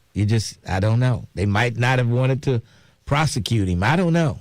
It's a sad day, man. It's a sad day. And I wonder, and you might know this, I have to ask him next time I go over there. The Dukester, I'm switching up a little bit with restaurants, and you're right. That restaurant down on the bank should not have been there. No. That's water under the bridge. But I wonder, does the Dukester own that shopping center where his restaurant is? I don't think so. I don't think he does. Well, I wonder why he doesn't move to a nicer place. Yeah. He's got great food. He's got a good idea. Yeah, He's got buffets on Sundays. Right. He's got a game room. Yeah. Friday night games and stuff. But it's in such a crazy area. Yeah, it is. I'm not. Maybe the rent works for him. You know what I mean? Maybe he's getting a good deal on rent. I guess. I don't know. Someday, man. Someday. All right. Thanks a lot. Hey, thanks for your call. All right. All right. Yeah. The Dukester has some great things going on there, and he's got a little backyard area there. Also, you can go out in the back there. So I don't know. I'll have to ask him that the next time I talk to him. But I think he's got a good deal on rent. That's what I'm thinking. And that makes all the difference in the world. That rent. And that's what happened with the meat market there. Rent too high going in. And that's why people who own that Avondale Town Center, the city needs to try to buy it from them. Sell it back to the city, and then let the city do something with it and not have to charge an arm and a leg to get businesses in there. That's the only answer I see for the Avondale Town Center. So we'll see what happens. All right, 513-749-1230. Man, no one wants to talk about the meeting last night. What's up? No one wants to talk about that meeting last night. What happened? Did everybody leave angry or what? I don't know. Did you find out why more blacks were stopped and searched? 3 times as many blacks as whites. I think that's what the report said. Even in the white communities, blacks were stopped more, I think. It seemed like I heard something like that. Well, of course they will be stopped in the white community because they will think, where the hell, you don't live out here. Right. You don't belong here. So, I don't know what happened at that meeting last night. Somebody said Iris was there. Iris Rowley was there. I think Hamilton City Council supposed to vote, I think, tonight. They're set to vote tonight on a pair of ordinances that would pave the way for cannabis dispensaries. Yeah. And I'm not a betting man, but if I were, I would bet they will pass it. There will be marijuana dispensaries in Hamilton. I'm telling you. There's just too much money to let just slip through your fingers. And they should be kicking themselves for waiting this long. They should be kicking themselves for waiting this long. If Montgomery can have a dispensary and Hamilton does not have one, and I'm telling you, they're doing booming business in Montgomery at that dispensary there. Booming business. Yeah. So, Hamilton, you're missing out on the money because it's flowing. Their line is longer than the Wendy's line, the drive-through. Yes. Longer than the Wendy's. All right, let's see. I probably should not go to a call before I go to break. So I saw this story. Crossroads Church, 800-acre land purchase for camp brings traffic and tax revenue concerns to the rural township. Yeah. Place of reported miracles. It's also brought traffic, road wear and tear, and concerns over its potential 10 times expansion. Yeah, Crossroad does this camp, women's camp, men's camp. I think they even have a couples camp. I'm not sure, but they have these big camps where they do all kind of stuff. And thousands of people go to these camps. And they purchased adjoining land where they were going to camp for $6.4 million. And now owns 831 acres, according to the county's auditor's office. The acreage is more than double the size of Kings Island. Jeez. The popularity of this camp, where healing miracles reportedly occurred, has pushed against the realities of a rural township facing a budget crisis. Yeah. They say, our township is not made for that much traffic. I think it's Burns Road that leads to the Crossroads base camp. So they said it's not so much that the weekend traffic, but they have a lot bigger vehicles box trucks, portalets that come in, food trucks. They bring in a lot of material up there. So, and then Crossroads is going to build a dam up there to create a 22-acre man-made lake. Yeah. Unbelievable. Unbelievable. Crossroads is one hell of a church, let me tell you. Y'all hating on Crossroads, but they're spending some money and doing some stuff. And with doing all this, they're still giving back to the community. They're still doing that. All right, we're going to break, and then we'll come back. The Lincoln Ware Show, 1230, The Buzz. Cincinnati. Want to stay plugged in with 1230 The Buzz and get the inside scoop? Oh, man, you were so close. You were so close. Man, you got it into the last second. Oh, jeez. Man, oh, man. Let's see. Crossroads sponsors the walking club. No, it does not. But that's a good idea. Thanks for reminding me. I'll look into that.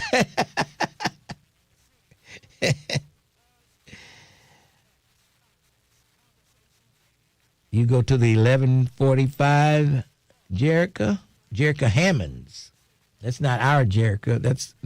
Jericho Hammonds is our Jericho too. But this is not Terrence's Jericho. We'll call it that. Anyway, you go to the 1145. I go to the 10 o'clock service. I go to the 10 o'clock.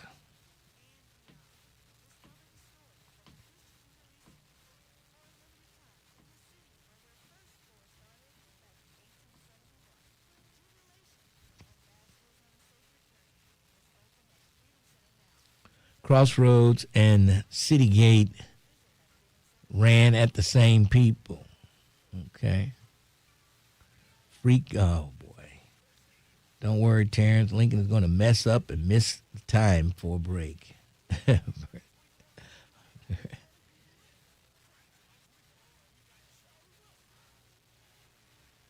Crossroads, a.k.a. the Warm 98 Church. Oh, boy. When they were singing, Sunday, I was like, oh, boy. And you have to stand the entire time you're singing. I like to sit back and listen to singing, and you got to stand the entire time. I'm like, why can't you just sit down and let us listen to the singing?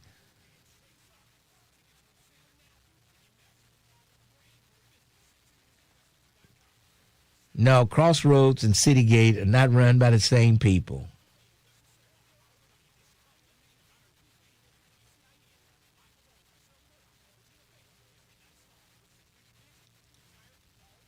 City Gate is a different altogether. Crossroads started City Link. We know, Tim Heidel.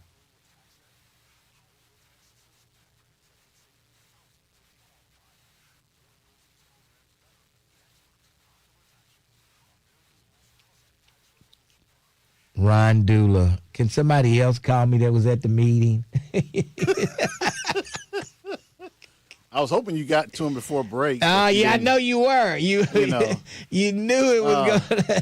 You knew if I went to him before break, I was in trouble. I can taste that breakfast cup now. Woo! It's Chuck Mingo, James Muhammad. Is Pastor Steve Mingo still there? It's Chuck Mingo, James Muhammad. And yes, he's still there. He preached this past Sunday. Yes. I wish they put out a schedule of when they're going to preach, so I would make sure I go when Chuck Mingo is preaching.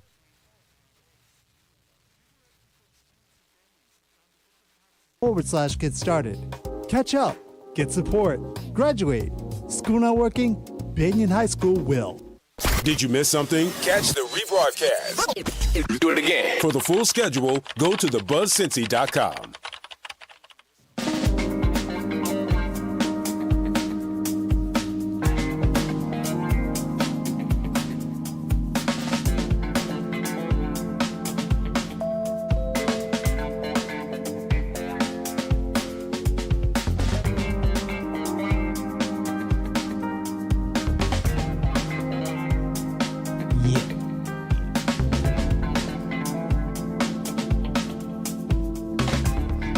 1230 WDBZ, the buzz of Cincinnati, your talk station. Lincoln Ware with you on a Wednesday morning. And speaking of the Dukester, where is the Dukester? It's Wednesday. Anyway, we'll go to Ron Dula. And there he is, right? When he's calling, right? Ron Dula, how you doing? Okay, Lincoln.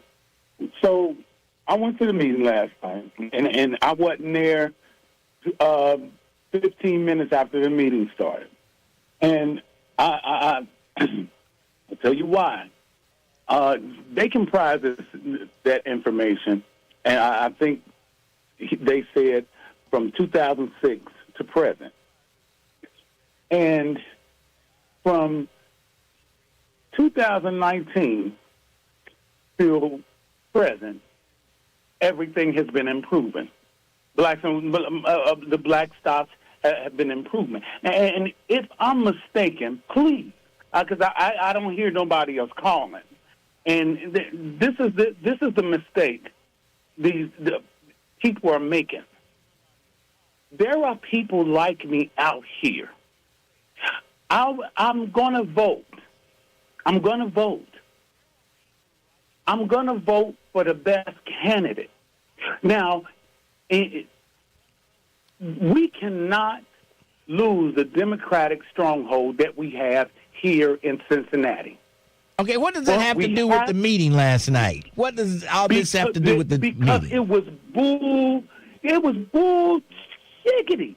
If it's been improving since 2019, steadily improving, what's the issue? What's the issue? Well, is that it's okay, improvement, okay, if you so bad, maybe a whole lot of improvement is not where it needs to be. Listen, you can improve, but you still may not be where you need to be. This man, I'm 60. And, people like me are voters. We vote. And we see through all that bullshit. I mean, you gotta quit trying to make us mad for nothing. And then start making sure we leverage our vote for the right candidate. I mean, y'all Cincinnati should be a black Mecca. And it's not a black Mecca because it's certain black people, and y'all won't be honest. Because Atlanta is a black Mecca. With the people. Look. Atlanta is that way. You can't expect Cincinnati to be just like Atlanta. We're a minority here. Man, we the minority where? In Cincinnati? We are the... Okay, man. Hey, listen. Y'all losing us. And like I said, I voted Democrat. Charlie Winburn, J.D. Vance, and Liz Keating. Those are the only Republicans I voted for. I know I missed one, but I'll vote my... Charlie Winburn. Did you vote for Charlie Winburn? Yeah, I voted for Charlie Winburn. You missed him. And man, listen, boy, the fix is in. If y'all can't see this, all right. Y'all quit falling for that, man. Ron Dula, I got to run. Thanks for your call. We got Fanon Rucker coming up. But first, we got to go to the Dukes to find out what's cooking on a Wednesday. How you doing? Good morning to you, Lincoln. How's it going? Pretty good, pretty good. What are we looking at today? I forgot to say happy Senior Citizen Day to the Buzz listeners. I know they're listening. Now, it looks like we got another hot one on tap today, but not only today, but for the rest of the week. So make sure you drink plenty of water and keep yourselves hydrated. Now, for you folks that are planning on attending the Cincinnati Music Festival on Friday night, July the 24th, I just so happen to have two great tickets at a hot price. If you're interested, call the Duke Street 513. 761-2300. Now, keep in mind, folks, it's hot, but you still have to eat. And you always get a great meal at the Dukester. On our menu today is our tender meatloaf with garlic mashed potatoes and gravy and fried corn. Or check out our tender catfish nuggets with steak fries and coleslaw. We're also having our deep-fried pork chops with smothered cabbage and canned yams. But my pick for today is our Southern-style late breakfast consisting of 3 slices of bacon, 2 scrambled eggs, toast, and a fresh cup of coffee for only $19.95. Stay cool, everybody. We'll talk to you later, Lincoln. All right, that's the Dukester in the Summit Plaza right there on Reading Road. That breakfast sounds like, almost sounded like the Lincoln Ware Friday morning breakfast. Oh, yeah, Lincoln. It's going to be mighty nice in my stomach. All right.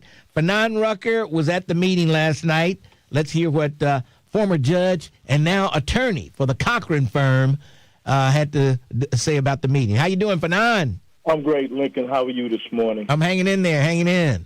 So here's the deal, and let me just qualify what I have to say. First of all, I am the executive advisor of the Holloman Center for Social Justice. And so in that capacity, I'm a legal advisor.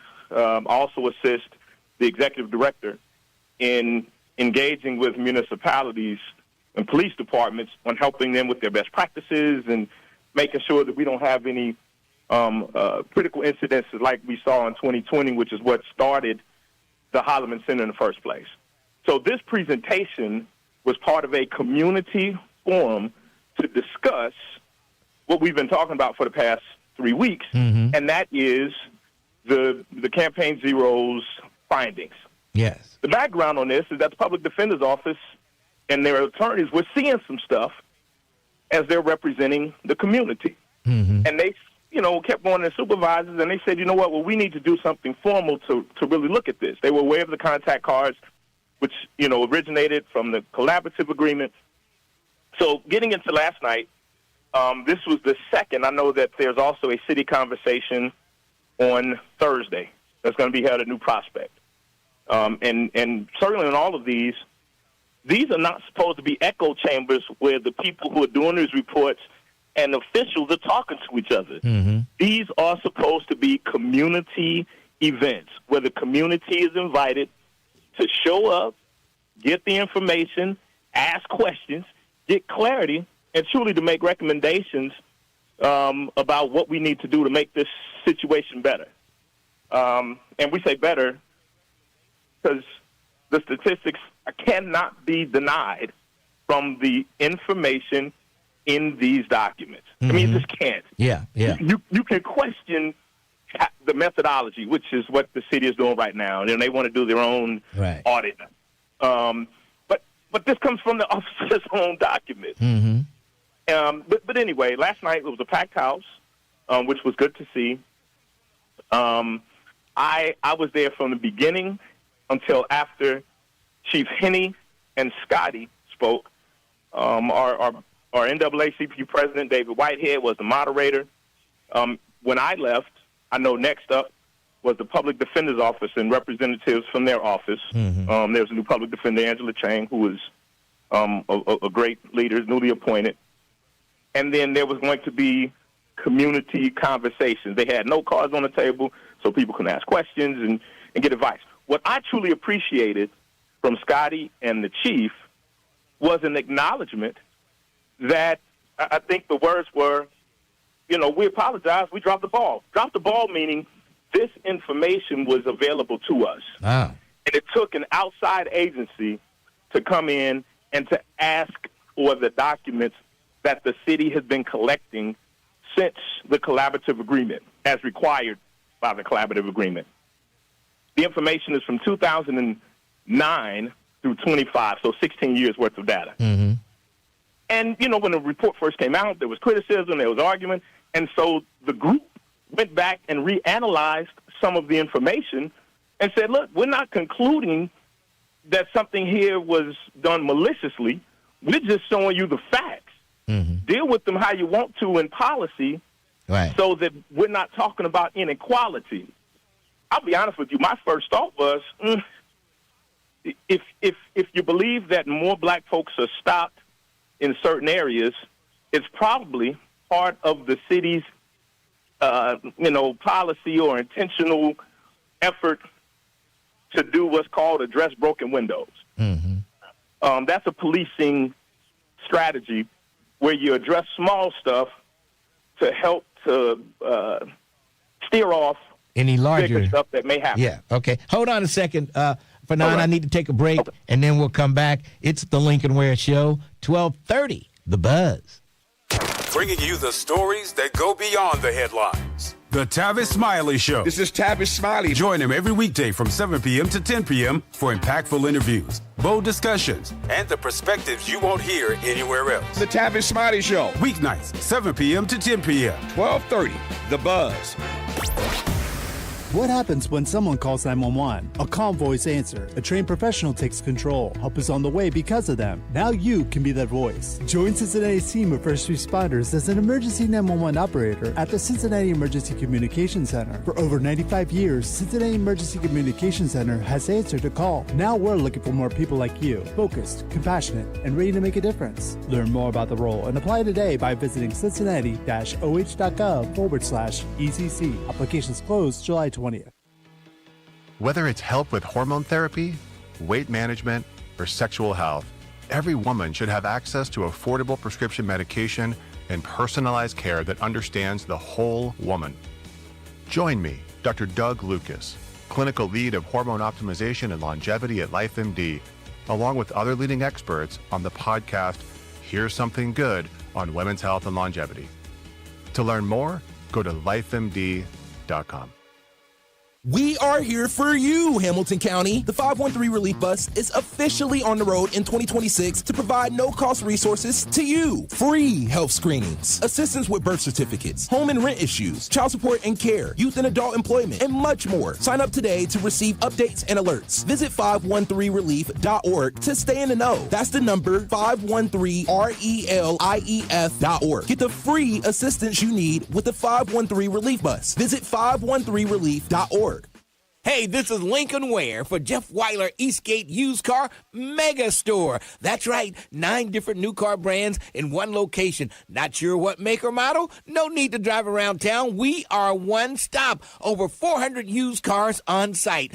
400 used cars right there on site. All makes, models, sizes, and price ranges. Cars as low as $3,995 with payments as low as $79 and service inspection included.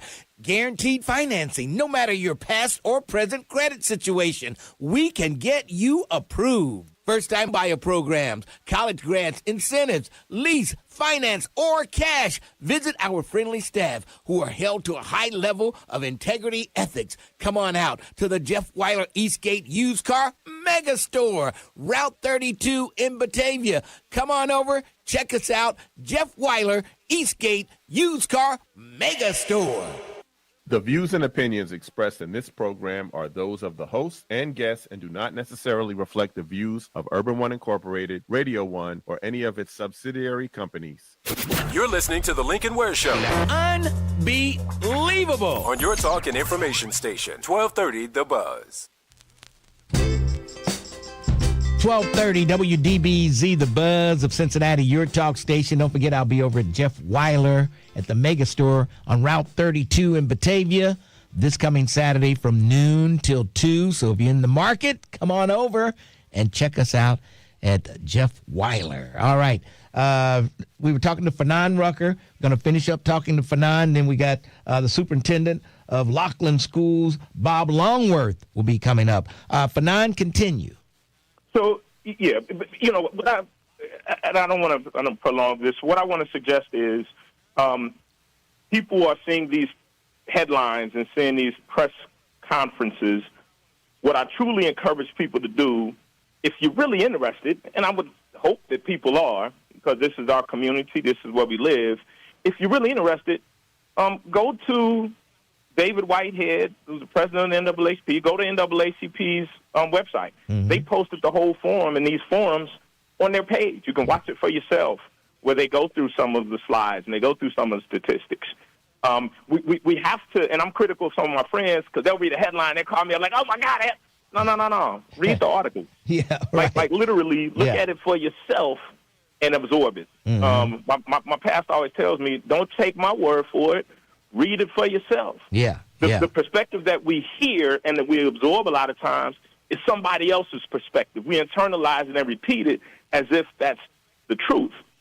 But our truth is contained in what we personally get from what it is that we're looking at. It's some interesting stuff. I mean, some very interesting stuff in there. You hear conservatives and race baiters all over the internet saying, well, of course there are more black people being put over 5 times because black people commit more of the crimes. Mm-hmm. That's not actually what those documents and what that statistics actually show. In fact, it shows an increased number of times that black folks who are pedestrians are stopped over whites in white neighborhoods. And it also showed, which was very interesting, it even compared the number of tickets versus the by race, not number but percentage. So there were so many more instances where white people who were stopped actually got tickets more so than black folks. Now, one instance you would say, well, black folks are getting a break. I don't know that I see that in the same way. I've been practicing law for 30 years, was a judge and a prosecutor. What I also see in that is that those folks who are being stopped are not necessarily being stopped justifiably, and that's why they're not getting any tickets after they get stopped. Okay. I mean, that's the way that I can look at it and interpret it. You could look at it that way. Yeah, that's right.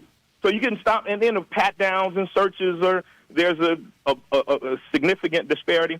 So disparity does not conclude racism, but disparity concludes disparity. It's on the statisticians and the policy holders and the policy makers to understand why there is that disparity and to address it. Mm-hmm. Yep. Well, that's the key. You got to address it now. You know what it is, so address it. That's right. So I would have thought that, I know that David is extremely busy, but I would have thought that David may have chimed in or that Treva, again, who's the executive director at the center, who moderated the beginning of it, she may have called in. There's a number of folks who participated. I'm just sitting here doing a whole bunch of work for a whole bunch of people getting great outcomes, and I said, let me call in and help provide some perspective. And Lincoln, before I go, I think I'm going to see you on Friday, August 14th at the Black Family Reunion Lounge. Is that correct? I believe so. I think so. Yes. Okay. You're right. And yes. I am extremely humbled that I am the honoree at the lounge this year. Yeah, that's great. And so I want to say thank you to the community for continued support and hope that folks stop by, say hey, grab something to eat. And, I express my love in the same way that I receive it, and it's in an incredible way from this community. All right, Fanon, and keep getting those good results from those cases. Yes, All right. We'll talk to you. All right, that's Fanon Rucker over at the Cochran Firm. And he's one of the sponsors of the Lincoln Ware Walking Club. How about that? All right. In the studio with me, my good friend Bob Longworth, superintendent over at the Laughlin Schools. And Bob, welcome to the show once again. It's been a year, I believe. Yes, sir. Thank you, Mr. Ware. Always a pleasure to be here. What's going on over at Laughlin? The new school year is around the corner. It'll be here before you know it. What's going on over there? What are some of the challenges and what's new at the school? So many amazing things to highlight this morning for your audience. The first one I want to make note of is just the renovation work that has now been completed. We just underwent a $40 million renovation of our historic campus in partnership with the state, and it's resulted in the beautiful architecture that everybody's accustomed to coming down I-75, very centrally located building. But now we're set up for 21st century teaching and learning, state-of-the-art technology, safety and security systems. In terms of facility, one of the most beautiful structures you're going to find in the greater Cincinnati area. In addition to the facilities work that's been going on, in terms of what's new, we're adding programming for kids and families this upcoming school year. You and I both know that keeping kids engaged and giving them opportunities is the key to their success. We're adding about a dozen after-school programs for kids in grades K through 12 to keep them interested in things that are good for physical movement, things for visual and performing arts, things that are more academic in nature, I think one of the messages I really want to deliver today is, regardless of what the children in your lives' interests are, I'm very confident that the things that we offer in Laughlin, we would find a great match for your son or daughter, or maybe your grandparents, nieces and nephews. To those that are listening, I just want to remind everybody, we are an open enrollment school district. You don't have to live. So you don't have to live in Laughlin to go to Laughlin schools. No, you don't. And we've made it so easy, Mr. Ware. You can check us out at www.laughlinschools.org. The first thing you're going to see when you open that page is an application. It's one page. It's very simple to fill out. You send that in. We'll take a look at it. Spaces are becoming quite limited, I will say. Laughlin is a district on the rise. Oh. And because of that, our enrollment is as well. And we're really proud of that, and just want to welcome everybody to check us out. If they're considering something different for the children in their lives this upcoming school year, Laughlin will be a great place to take a look. What about athletics? Everybody, wants their kids to play basketball, football, baseball. What about that over at Laughlin? I'll tell you, we've been working really hard the last couple of years to expand that programming as well. We have coaches that would love to talk to families about opportunities for the children in their lives. We offer all the traditional programs that you would think about with a high school. We're really excited this fall, going into football season, going into soccer season, going into volleyball season, getting those kids actively involved and engaged. And we have a brand new strength training facility that came along with the facilities work. And the weight room and the strength training program that we have rivals that of many of the colleges and universities in our area at this time. So I think it's a great question, and it's one that maybe we're overlooked sometime because we're a small school district and we're a small school, but that results in huge opportunities for kids. If your son or daughter is interested in playing in a large school, it becomes extremely competitive and difficult to make those teams. We create opportunities athletically that get kids involved as young as 5th grade, which makes us very unique as well in this region. Kids can start with our junior high programming as young as 5th grade. And get into a competitive program that feeds into our high school and give them wonderful opportunities to excel not only in the classroom, but on our fields and on our courts. How's the graduation rate over at Laughlin? That's another thing that we're really proud of. Every child that we touched that sat in our seats this year and also last year graduated from high school. Again, small school, individualized attention. Every staff member knows every kid.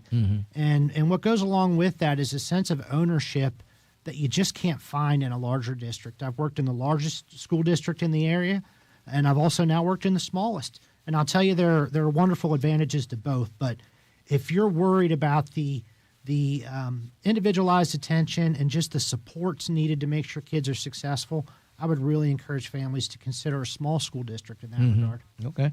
Now, with the state cutting budgets for public schools, is that affecting you any? Oh, goodness. It affects everybody, Mr. Ware, and we could go on all day about school funding in Ohio. But what I will say is Laughlin's also unique in this regard. Unfortunately, when I look to our neighboring districts, they're put in some really tough spots right now. They're making cuts. They're cutting personnel. They're cutting programs and opportunities for kids. Laughlin Schools is actually moving in the other direction. We're adding staff. We've added a school social worker for this upcoming school year. We've added counselors. We've added intervention teachers. We've added special education teachers, and we've added general education teachers. And what this does is it allows us to maintain that individualized support for kids, allows us to reduce class sizes, to give kids more opportunities for success so that we know we're preparing them not only for success in school, but for success in our community, which is what's most important to everybody. All right. Let's see. We're going to take a quick break, and we'll come back, and we'll let people know how they can get their kids signed up at Laughlin, where you're located, phone number, email address, and all that stuff. So we'll take a quick break, and we'll come back on the other side. It's the Lincoln Ware Show right here on 1230 The Buzz. 1230 AM, WDBZ, Cincinnati, an Urban One station. Listen online on thebuzzcincy.com. We are 1230 The Buzz, the home of the Lincoln Ware Show. In the latest news, a young boy injured earlier this month in a Florence vehicle crash has died. The accident happened July 6 on Industrial Road when a vehicle being driven by a 75-year-old Shirley Haddon was hit as it was making a left turn into a business. Haddon was killed in the crash, and 12-year-old Camden Hunter was hospitalized. The boy succumbed to his injuries Monday night. An investigation into the crash is ongoing. Cincinnati police responded to a shooting incident overnight at a Clifton Airbnb. Reports say about 50 shots were fired at around 12:30 a.m. at a home near Vine Street and West Nixon Street. One person was confirmed as hit by gunfire. They drove themselves to the hospital and are expected to recover. The incident remains under investigation. And bond is being set at $100,000 for a suspect charged after a shooting in Over the Rhine. The incident happened near Elm and Finley Streets back in June. Charges against Jave Dunnigan include felonious assault. Police say the shooting was caught on video. That's your news. I'm Adam Zellick on 1230 The Buzz. The voice of the community. We are 1230 AM The Buzz, your talk station. 1230 WDBZ, the Buzz of Cincinnati, your talk station. Lincoln Ware with you. And just a few more minutes here with Bob Longworth, who is the superintendent of Lockland Public Schools. And you don't have to live in Lockland to attend Lockland schools. You guys just got some kind of award the other day. Yes, sir, we did. Lockland Local Schools is one of only 20 districts in the state of Ohio that was recognized by the Department of Ed. And that's out of about 610 districts statewide. And that's as a result of the incredible student growth and achievement that's been seen on the state report card. And for a public urban district to earn any recognition from the Department of Ed in today's climate, I'm just going to be candid, it's very difficult. So to be one of 20 districts statewide to earn that recognition, and our junior-senior high school was one of only 236 schools out of 3,600 in the state of Ohio to earn the same recognition. And it's just a testament to the wonderful kids that we serve, the families that support us, and our staff that works so tirelessly every day to close gaps and make great things happen for kids. What's going on with your African and your Hispanic population out there in Lockland? I know there's a lot of Africans that live in the area out there. How's that going? I will tell you, we are a beautifully diverse school district, and our English language learning population is a huge part of that fabric that we weave on a daily basis. And I had some initial concern just with the change in national politics, all of the narrative around ICE activities throughout our country. I was really worried about our kids and families. I will tell you that we've not seen a decrease in that population. In fact, we've seen that population increase. Really? And I think it's due to the fact that the word is really starting to get out, that not only do we serve a diverse group of students and families, we truly appreciate the diversity and how that makes us better as a school community. As a small district of about 500 kids, we represent 15 different nationalities every day with boys and girls that walk through our doors. Have you had any trouble from ICE out there? No, sir. Knock on wood. We've not had any issues at all. Obviously, our first job, first and foremost, is the safety and security of our kids. We have plans for that in the unlikely event that we do need to face those situations. But for us, it's been business as usual, working hard to grow kids and get them ready for success in the United States. Now, what about transportation? It's a great question. For those that are considering us as an open enrollment district, it is important to note that we cannot transport kids. We're a very small community, 1.2 miles squared. Okay. So the boys and girls that live in Lockland typically walk to school. Okay. Some get rides to and from, but I will say this for our open enrollment families that are maybe considering things, we are centrally located right off of exit 12 on I-75. Yeah, I see it every time I pass there. No matter where you work, no matter where you live, it's convenient to get to us. And another thing that's important to note for the families with multiple kids, we're a K-12 campus. All of your sons and daughters or grandchildren or nieces and nephews will attend the same building. They'll start school at the same time. They'll end school at the same time. And logistically, we've learned that that is a huge help for families that are working hard to provide.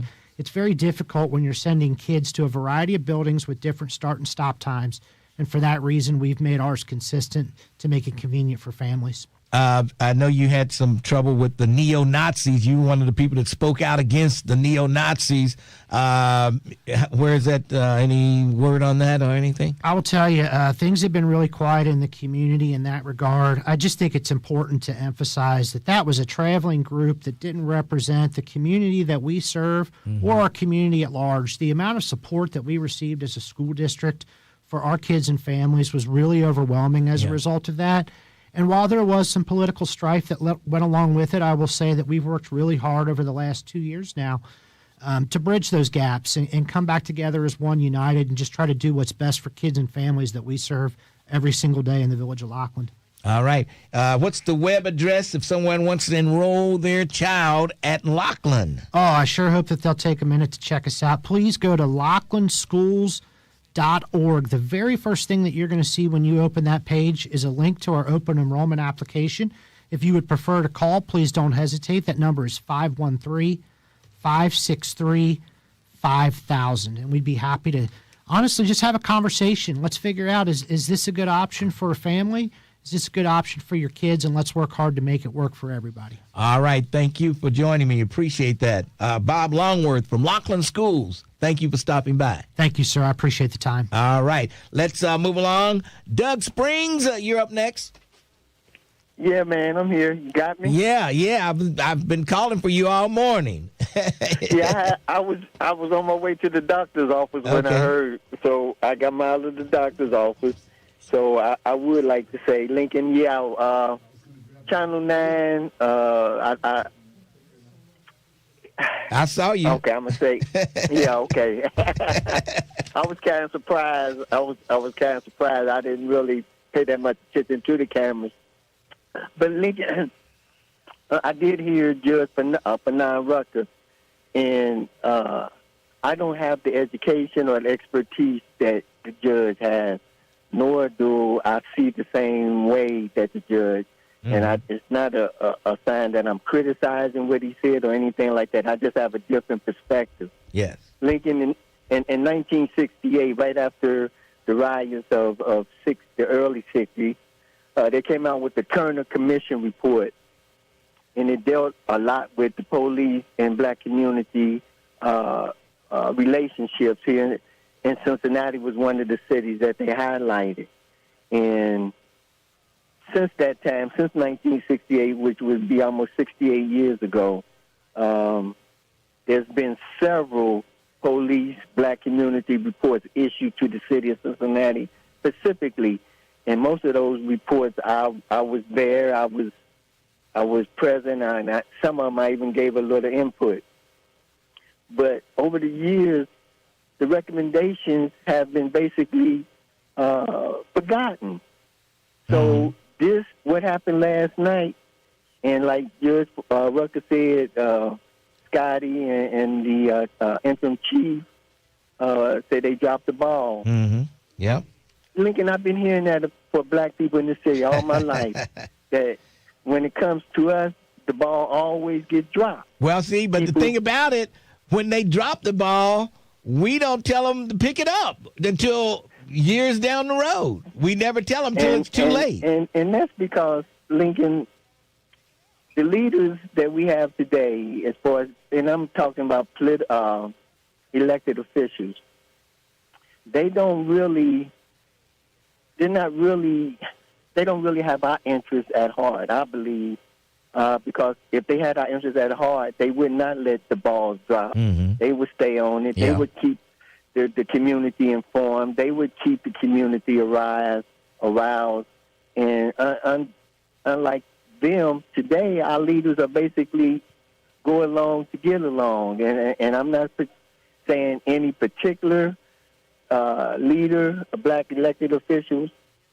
I'm just saying in general, our issues always get left behind, and we always got to do to catch up. And the black community in itself is a lot different because you had a number of community activists.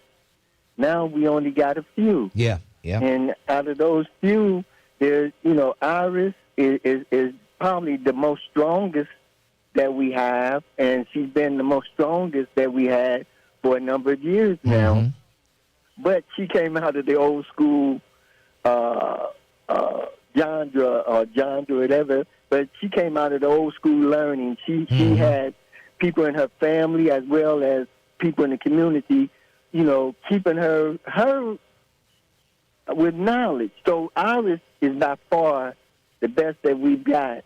And as far as community activists, the other few community activists we got, they don't really know the full realm of the problems that we face here in Cincinnati. Well, I mean, you still got Sister V. She's still out there, and a few others that knows, the ins and outs of all this, what you're talking about, Doug. Yes, they might know it, Lincoln, but they're getting Iris up is and active. Iris, yeah, she is. Iris is active, and that's the difference. I know a lot too, but I'm not active. Yes. So, and you're not getting any younger. Neither, they need some younger activists out there. Are there any of them coming up? And that's what I'm saying, Lincoln. We don't have that anymore. We don't have the young activists. And that's something that you have to have in yourself, nothing that nobody can push you out there to do or make you do it. You got to, and that's what that sets Iris apart from most of the few activists out there, is that she has the energy to do the things that need to be done, although she's not well liked by the people outside our community. And inside the community. and the people inside. Right. Well, there's always fights. Yeah. And, even back when I was, we had to fight other activists. Activists was fighting each other. Yeah, so that's true. You and Dwight, I think, almost had a little run-in. You and Dwight at one time, I think. Right. So, I mean, that's all a part of it. Yeah. But we didn't kill each other. That was the main thing. But I'm saying, I'm ending with this, Lincoln. We, as a community, black community, we're not functioning properly among ourselves. And that's what's really the crux of it, is because if we were doing what we needed to do as a community, and that means there's no one black leader, that there's several black leaders, then things would be a lot different. But all we got is basically Iris and a few others that usually support Iris, but it's basically Iris. And without her, we would be totally lost. Yeah. So yes, I don't have the faith that I once had that things was going to get better for us, because I look at the community and I see nothing really going on in the community except Iris. And Lincoln, we as a black community in Cincinnati, Ohio, I mean, I done said this over the years. We need to get our stuff together, but nobody listens. I mean, they listen, but they don't make the move to get us together. So yes, I wasn't upset, but I was being real that things are not going to change for us for the better, because we don't do stuff to make people realize that they got to do us right. So we sit back, most of us sit back and don't say nothing. And for the few of us who do speak out, we usually get a lot of the criticism, although it's not deserved, but we still get it. But that's all a part of the game.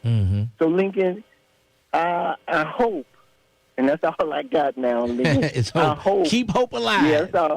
Yes, and I hope that those people who said that they're going to do what they're going to do is going to do it, but I don't have faith that they're going to do it. Yes. It's like the grocery store. People tell us they make promises, and promises are broken all the time. Yep, that's true. And 9 out of 10, when they're broken, there's no reaction to it. We don't say nothing. We don't do nothing. So it's as much as our fault as it is of the black leaders. Let me say this. My biggest exception are Iris Rowley and County Commissioner Alicia Reese. I think they're doing an excellent job. And they're keeping hope alive. They're keeping us alive. And they need help. Iris need help. Sister Reese need help. But I say to those two sisters, thank you. Thank you very much for doing what you do, because without you, we would be in deep doo-doo. Thanks, Lincoln. All right, Doug. Thanks for your call. I'll see you Saturday. He's gone. Okay. All right. 513-749-1230.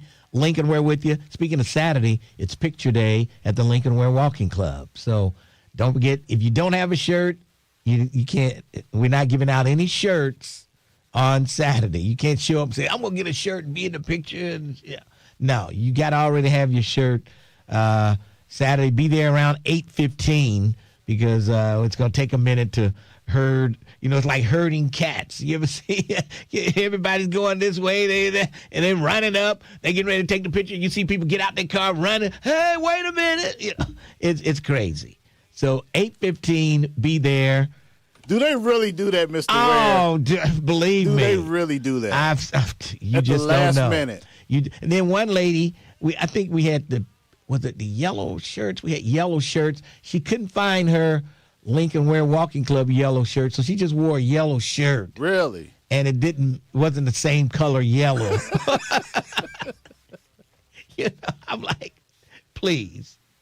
Get out of the picture, please. Oh, man. So you just have to shoo these people away, huh? Yes. Unbelievable, Mr. Ware. And there'll be some people, I couldn't find my shirt. I was here. I got a shirt, but I couldn't find it. Oh, boy. How can you not find a shirt? You got plenty of time. He's telling you right now. That's why I'm telling you now. Telling you now to get ready for Saturday morning.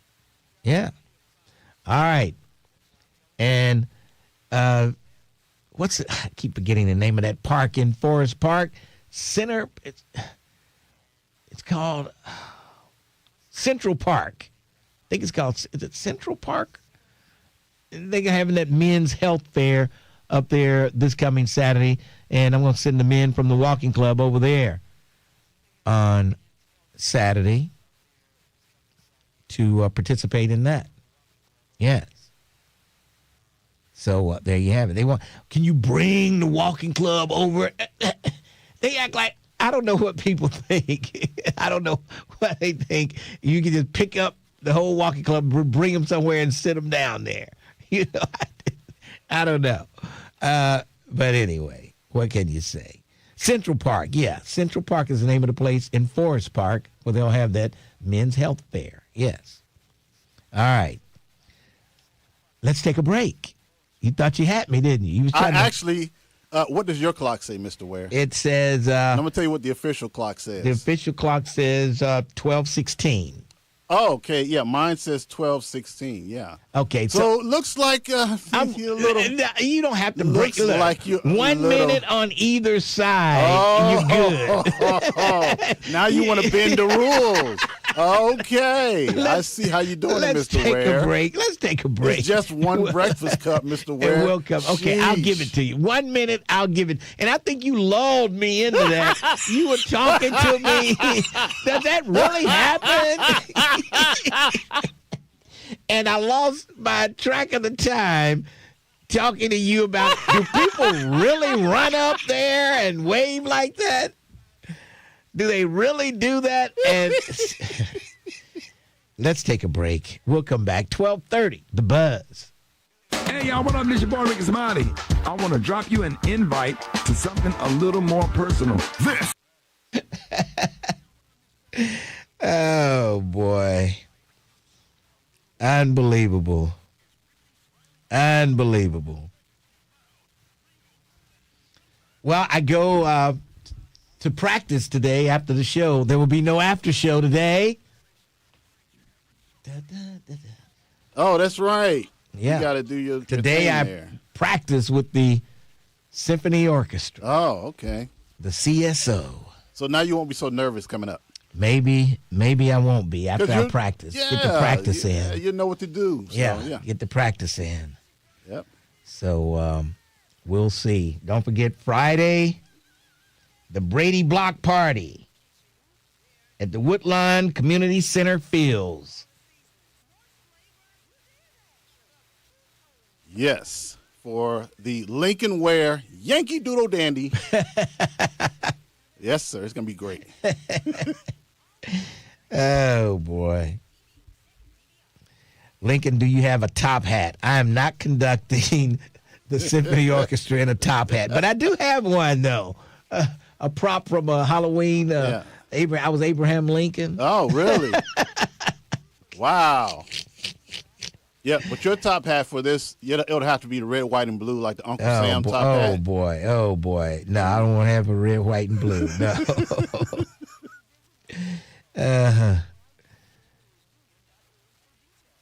Unbelievable. Where's your practice? Why you want to know where I'm going to practice? Why they stalking me or something? Somebody wants to know where am I stalking? Yeah. I mean, where am I practicing? Where would the symphony orchestra practice? They want to cheer you on while you're working. Yeah, I don't think they'll let you in.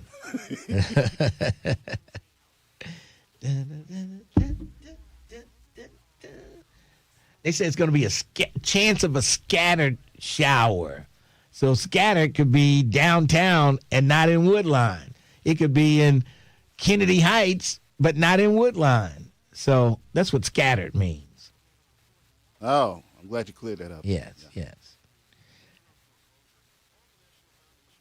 Or it could be raining everywhere except where you need to go. Right.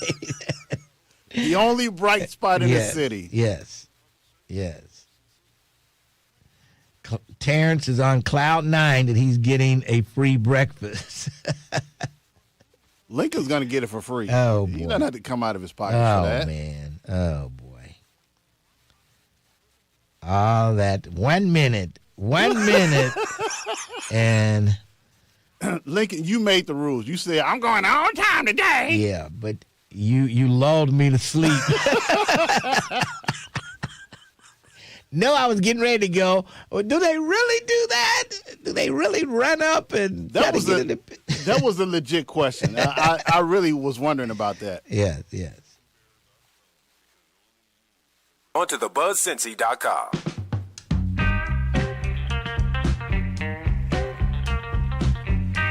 .1230 WDBZ. We are the Buzz of Cincinnati, your talk station. Lincoln, we're with you till 1 o'clock this afternoon. And let's see, we've got Vernon, Queen, Pharaoh, Mustafa. Oh, boy, what a lineup. Vernon, how are you today? Hey, what's going on, brother? I'm hanging in there. I thought you was going to fall for that. I thought Terrence had you. He ain't never started that conversation. Like, really, everyone all went to the car? Yeah. But yeah, they actually do be running from their car to get right. There. They do. You're right. Yep. We're ready to take the picture, and then somebody runs up right when he's getting ready to take the picture. You know, it's just it's crazy. Oh yeah. But the thing with the grocery store, I mean, that had oh my goodness, it slipped my name, slipped my mind. What was her name? It had the restaurant. Oh, jeez. Yeah. They had their names rhymed. Hold on a second here. Don't ask what names. Don't ask me about names, please. Don't. Yeah. But it had her name written all of. This is the exact same thing. And if you look at what's in her spot now, it's something that some white people want it. And it just makes me wonder if they're keeping the rents way Her name was high Chanel. Her name was Chanel. His name was Tanel. Okay. It just all this is just the same exact thing. They asked her to bring that restaurant downtown Cincinnati. Somebody else wanted that restaurant space. Then they basically set her up to sale. Yeah. And with that being basically a food desert, I'm very surprised that the so-called politicians who were backing them didn't make damn sure that they got their money. Mm-hmm. You know, I mean, you make promises to people. Yep. Grocery stores, I mean, the margins are not that high. And when you're dealing with mainly EBT cards, and then on top of that, you got theft, and everybody talks all that crap, and then you steal from the only damn grocery store in your neighborhood, it's crazy. And then to have your butcher. Your butcher's normally the most reliable guy you got working for you. Mm-hmm. You know, he's selling your meat. Yeah. You know, it's like... Oh, boy. That is crazy. The city would have subsidized them enough to say, hey, you can use this money for security so you can have police up there all the time instead of, because that's an expense of, you say, what do they make, like $50-$60 an hour to do a detail? You stretch that out over a week. I know. That's I know. $1,000. From the time you open to the time you close, that's a lot of money for a detail. Yeah. And you would have think that the city would have known these are the issues in this food desert. This is what we need to do to help them. The city sat back and said, oh, it's open. and you'll get it when you get it. Well, but yes, we got money for music venues all day long, right? I think the biggest problem is the ownership of that town center. I think the city or somebody, the Baptist ministers or somebody need to try to get back ownership of that town center. I think that's probably going to be the only way they can straighten that whole situation out. But how that's going to happen, I don't know. I don't know if this company wants to let it go. I don't know. Nah, they'll let it go. I guarantee you they can throw a Chinese restaurant and a couple of coffee shops up there as soon as they throw some condos up right next door to it. Yeah. And once white people start walking their dogs, they're there. When they're jogging, they're cool. But when white folks when they walk the dogs, you know it's over. You know, right? All right, brother, that's all I got. I'll talk to you later. All right, Vernon, thanks for your call. I'll see you Saturday, maybe if he doesn't have to work. Yeah. And maybe he'll bring his lady friend. Yes. She should have a shirt. Right? I think so. I don't know. 513-749-1230. Lincoln Ware with you. Looks like Queen is up. Then the Pharaoh, Mustafa, and Innovator. Queen, how are you?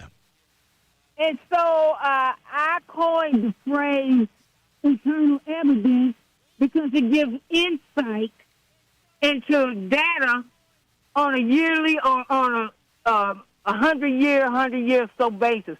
And it's basically for the police when they decide to create a cultural crime situation. Now, you had Fernand Rucker on and you had a school superintendent on talking about kids. Yes. Well, I'm still fighting for mine. And in the meantime, the school man, he's doing a good job. Why did they take your kids? Why did they take your kids? Listen, okay, I'm telling you in a nutshell. They took my kids because my race, the so-called black race, not only hate on each other, they're criminals practicing poverty and crimes against humanity. What does that have to do with them taking your kids?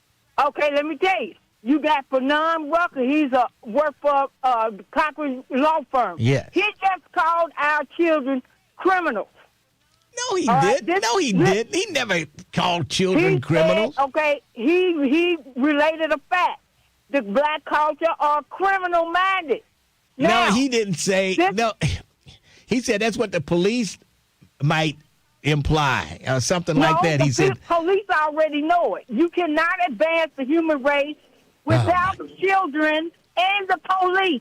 The police are a born entity with children. But you never told us why they took your children. Why people never answer the questions I ask. I asked, why did they take your children? And you went down another road. You turned left when you should have kept straight. You don't want to accept the answer. They take my children because of people like you, Lincoln Ware. You are a sellout. I have nothing to do with them taking your kids. I think you probably have more to do with them taking your kids than me. Okay, you are. Listen, let me get to my statement here before you hang up. Okay? Yeah, because I'm almost there. Now, all right. So, the law order in our community, you got judges, African judges, you got law enforcement down on your radio disrespecting our children. Now, here, check this out. The eternal evidence shows, between out here in 2117, people who was born in 1900 to 1999 will all be dead unless it be a couple of super centenarians. We're all out of here by 2117. No people will exist who was born in the 1900s unless there's a couple of super centenarians. Okay, so we can count ourselves. Listen, we can count ourselves as number 19. Okay? Yes. We already know what happened in 4, so look at it in a sense of eternal evidence. We know what happened in 4. We can say that the Jews were ate up, the Christians were ate up by the lions. So look at 19.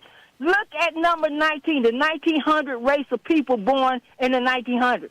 And in this country, in America, where we stand, what I see is children in our race being totally wiped out. All right. And I see the real Christians, it's the Jews. How old are your kids? To me, they're 18 months and 2 years old. That's when they was taken. Well, okay. How old are they now? Listen, look who's the real Christian is, Lincoln. Are they grown? Your kids are probably grown now. I would say they're grown. Are the Jews. Oh, boy. The Okay. real Christians are the Jewish race. Okay. Look, I gotta what go. are they guilty of? What are they guilty of? Commerce? Taking your kids. That's what they're guilty of. Taking your kids. Let's take a break. Whew. We'll come back. 12:30, The Buzz. What's happening, good people? It's your cousin Trip Fontaine, and this is the Trip After. I'm on time again. Oh, man. I just knew she was going to take you over. I just knew it. I thought you were going to do some cussing, too. I had my finger on the dump yeah. button. Oh, man. Jeez. That woman is something. She said, what did she say? The Jews killed? No. Jews are the real Christians. Yeah, Jews are the real Christians. Yeah. Yes. Jews are the real Christians. Yes. Oh, boy. She probably got kids older than me. I'm sure she does. Probably. She said 2 months old. And Don't stay away. Oh, boy. I'm sure they had a good reason for taking them. Oh, absolutely. Yeah. Yeah. Just listen to one of those phone calls and they said, listen, lady, we got to take those kids. Oh, man. Yes. They probably did those kids a big favor. A big favor. That's why we need to vote for the children's levy. Yeah, to save them kids from people like Queen. Unbelievable.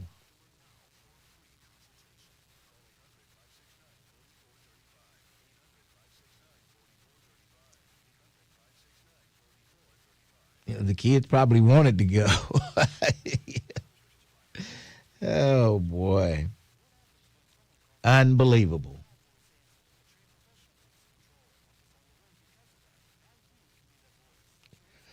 Woo!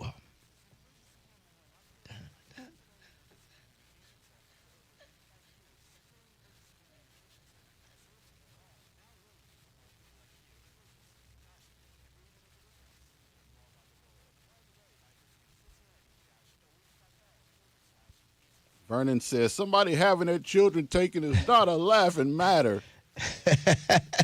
They absolutely need to be taken from that lady. Yeah, she's crazy. She said, and then she said, it's my fault because of me. Oh, boy. You a sellout. Oh, yeah. It's crazy. Mentally ill. They did not deserve to be there.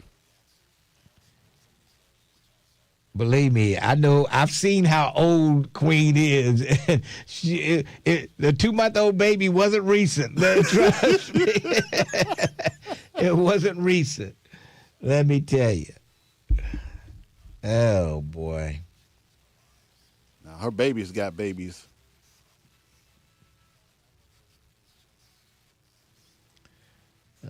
You would get his arms and facial movements in sync. He would have something. Oh, boy. My arms and facial movements has nothing to do. I can do anything with it. It's what my arms, my facial movements can, you know. Y'all haters. Okay.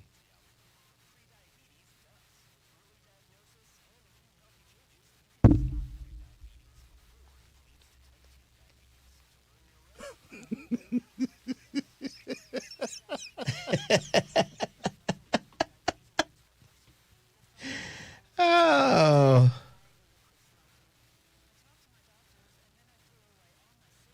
I'm sick of them too, Lindsay. Don't ignore them, Lindsay.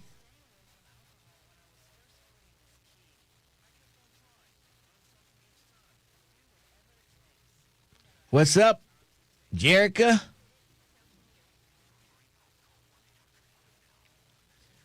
What's going on, Jerica?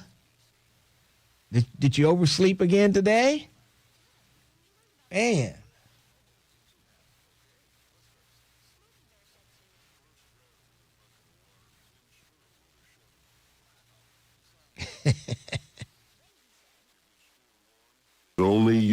can prevent wildfires. Brought to you by the USDA Forest Service, your state forester, and the Ad Council. 1230 The Buzz, WDBZ, a Radio 1 station.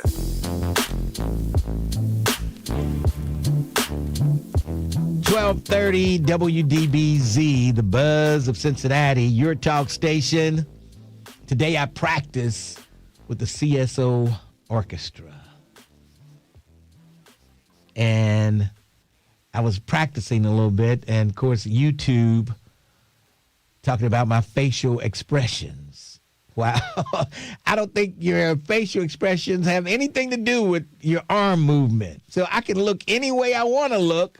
It's all in the arm movement. Don't you know that? I just don't. I got some haters out there, you know. Let's move along. 513-749-1230. Let's go to the Pharaoh. Pharaoh, how you doing today? Thank you. Yes, Pharaoh. What's up? I heard you had a superintendent on there, and he talked about the graduation rates of the kids there. I would like to ask him, with all that graduation going on, what do those black children, know about themselves and their contributions to civilization? Yeah. What do they know about all of that? That's a good question. That's what I want to know. See, all of them talk about graduation, but what do they know in terms of who they are and their history and their contributions to civilization? See, all you do basically is educate these children to work in the best interests of the system, not to be innovative, not to be creative, because the schools rob you of all of that. See? The education in the public schools. Do you think I'm going to educate you in how to take my power from me? Huh? Well, somebody on YouTube said black kids need to learn how to read and comprehend. I asked a question.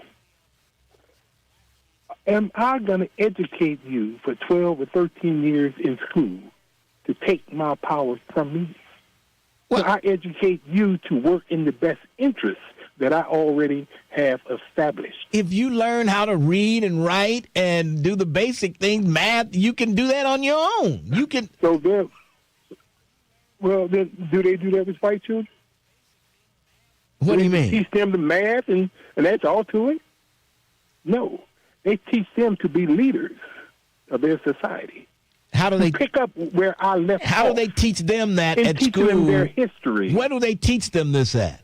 Where do they teach them? In the school. Well, if there's black kids in the school, wouldn't they learn right along with them? Yourself. You're not learning about yourself. You are learning about them. What I care about George Washington? What I care about Benjamin Franklin? Patrick Henry? Give me liberty or give me death. What I care about the Revolutionary War? It didn't free me. Okay. It freed you white folks. Okay. Oh, let's just take Obama, for instance. That's not what I call to talk about, Lincoln. But hold on. I wanted to ask you, Obama, I'm sure they didn't, Obama was a black kid in school, and so he ended up being president. So. Lincoln, there are a lot of blacks who have succeeded in spite of the racism and the oppression in America. Okay. I'm looking at us collectively. Okay. As a people. You can always single out this black or that black who made it, but collectively. Yes. We are at the bottom of the totem pole because we are educated out of our mind. All right, what's next on your system of education agenda? What's next on your Black History agenda? I was looking at Lincoln. Yes. I was watching TV a couple of days ago. I was watching this wildlife program. The name of it was called Survive or Die, about the African Serengeti, about the animals, what they do in order to survive, you know? You know, how the lions have to chase the zebras and the caribou and all like this here. They even showed over in the Yukon, temperature reaching 50 below zero, what the bears have to do and other animals have to do in order to survive. Yeah. I'm looking at all this. They were showing some white lions in the Serengeti, you know, and the person who was narrating it they were saying about how these lions are genetic mutations, you know. So like albino. Like albino, whatever it is, genetic mutations. They're genetic aberrations of the initial lion, the original lion, okay? Yeah. They showed, you know, about how the polar bear survived in the Yukon, 50 below zero, how they survived, you know, and how he is a genetic mutation of the brown bear and the black bear, okay?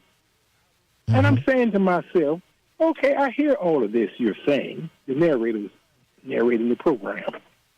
But I'm saying to myself, then why don't you say that about you white people? See? That you're in genetic mutations. Why don't you say that about him, about yourself? But you're talking about the white lions, the white foxes, the white polar bears. We even had white tigers. We had white tigers here in Cincinnati. People, white tigers, all of this. But they say they're genetic mutations.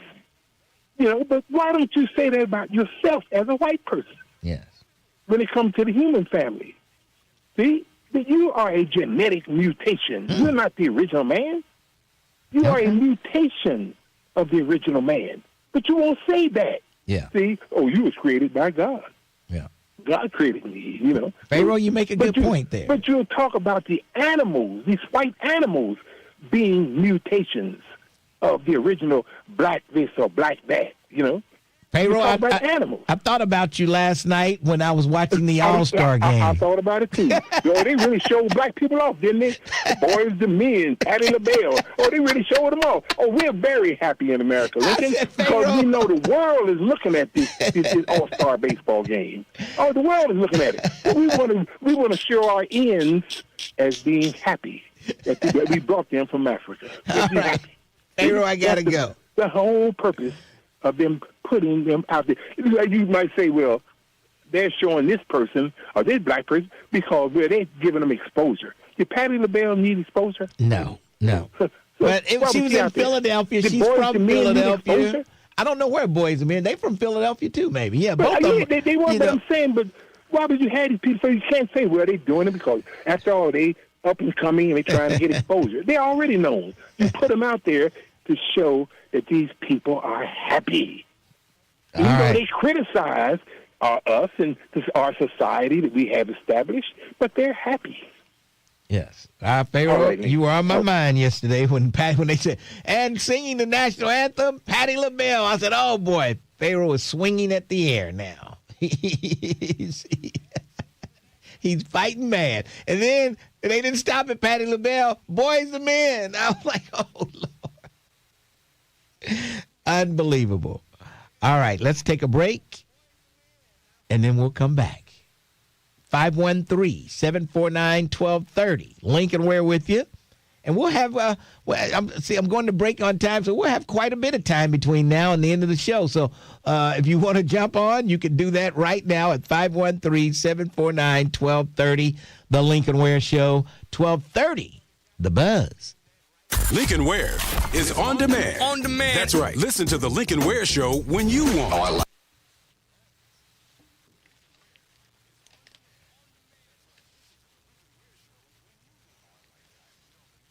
I wonder how these breaks are going to run tomorrow. Oh, boy. I don't know. Just wondering. I don't know. They'll be on time. If I get used to it, then, you know, if you do it, keep doing it over, it'll just come automatically. See, I hear Kevin Aldridge, he goes to break on time. That's right. He's following the rules. He's a professional, Mr. Ware. And he never owes me a breakfast cup. Never. Kevin Aldridge follows the rules. The preacher man.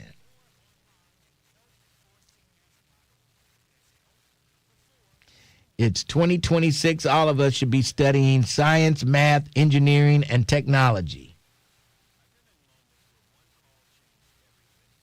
Oh, speaking of that, Mr. Ware, remember you didn't have your STEM copy for Friday? Remember you were supposed to do your stimulating thing? Yeah. You said you was going to make it good, right? this week? I thought I did read something, didn't I? No, I Not didn't. Friday. No, Okay. you said you didn't have it, or you said you needed updated or something. Yeah. I got to get that. Yeah. Definitely got to get that. I'll see Tony. I'll call him today.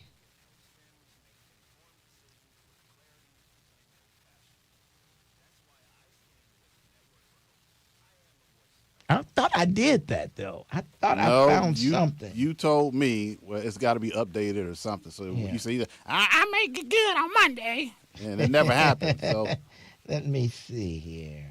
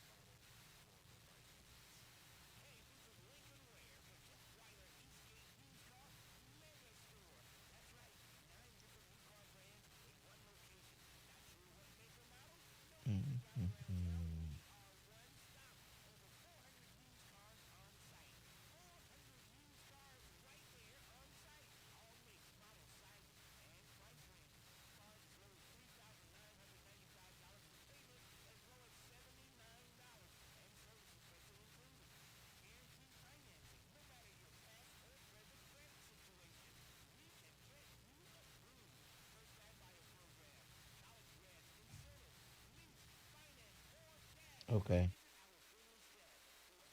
32 in Batavia. Come on over. Check us out. Jeff Weiler, Eastgate Used Car Mega Store. You have an opinion. You've got something to say. And that's the reason why we're here today. 12:30 a.m. The Buzz, your talk station.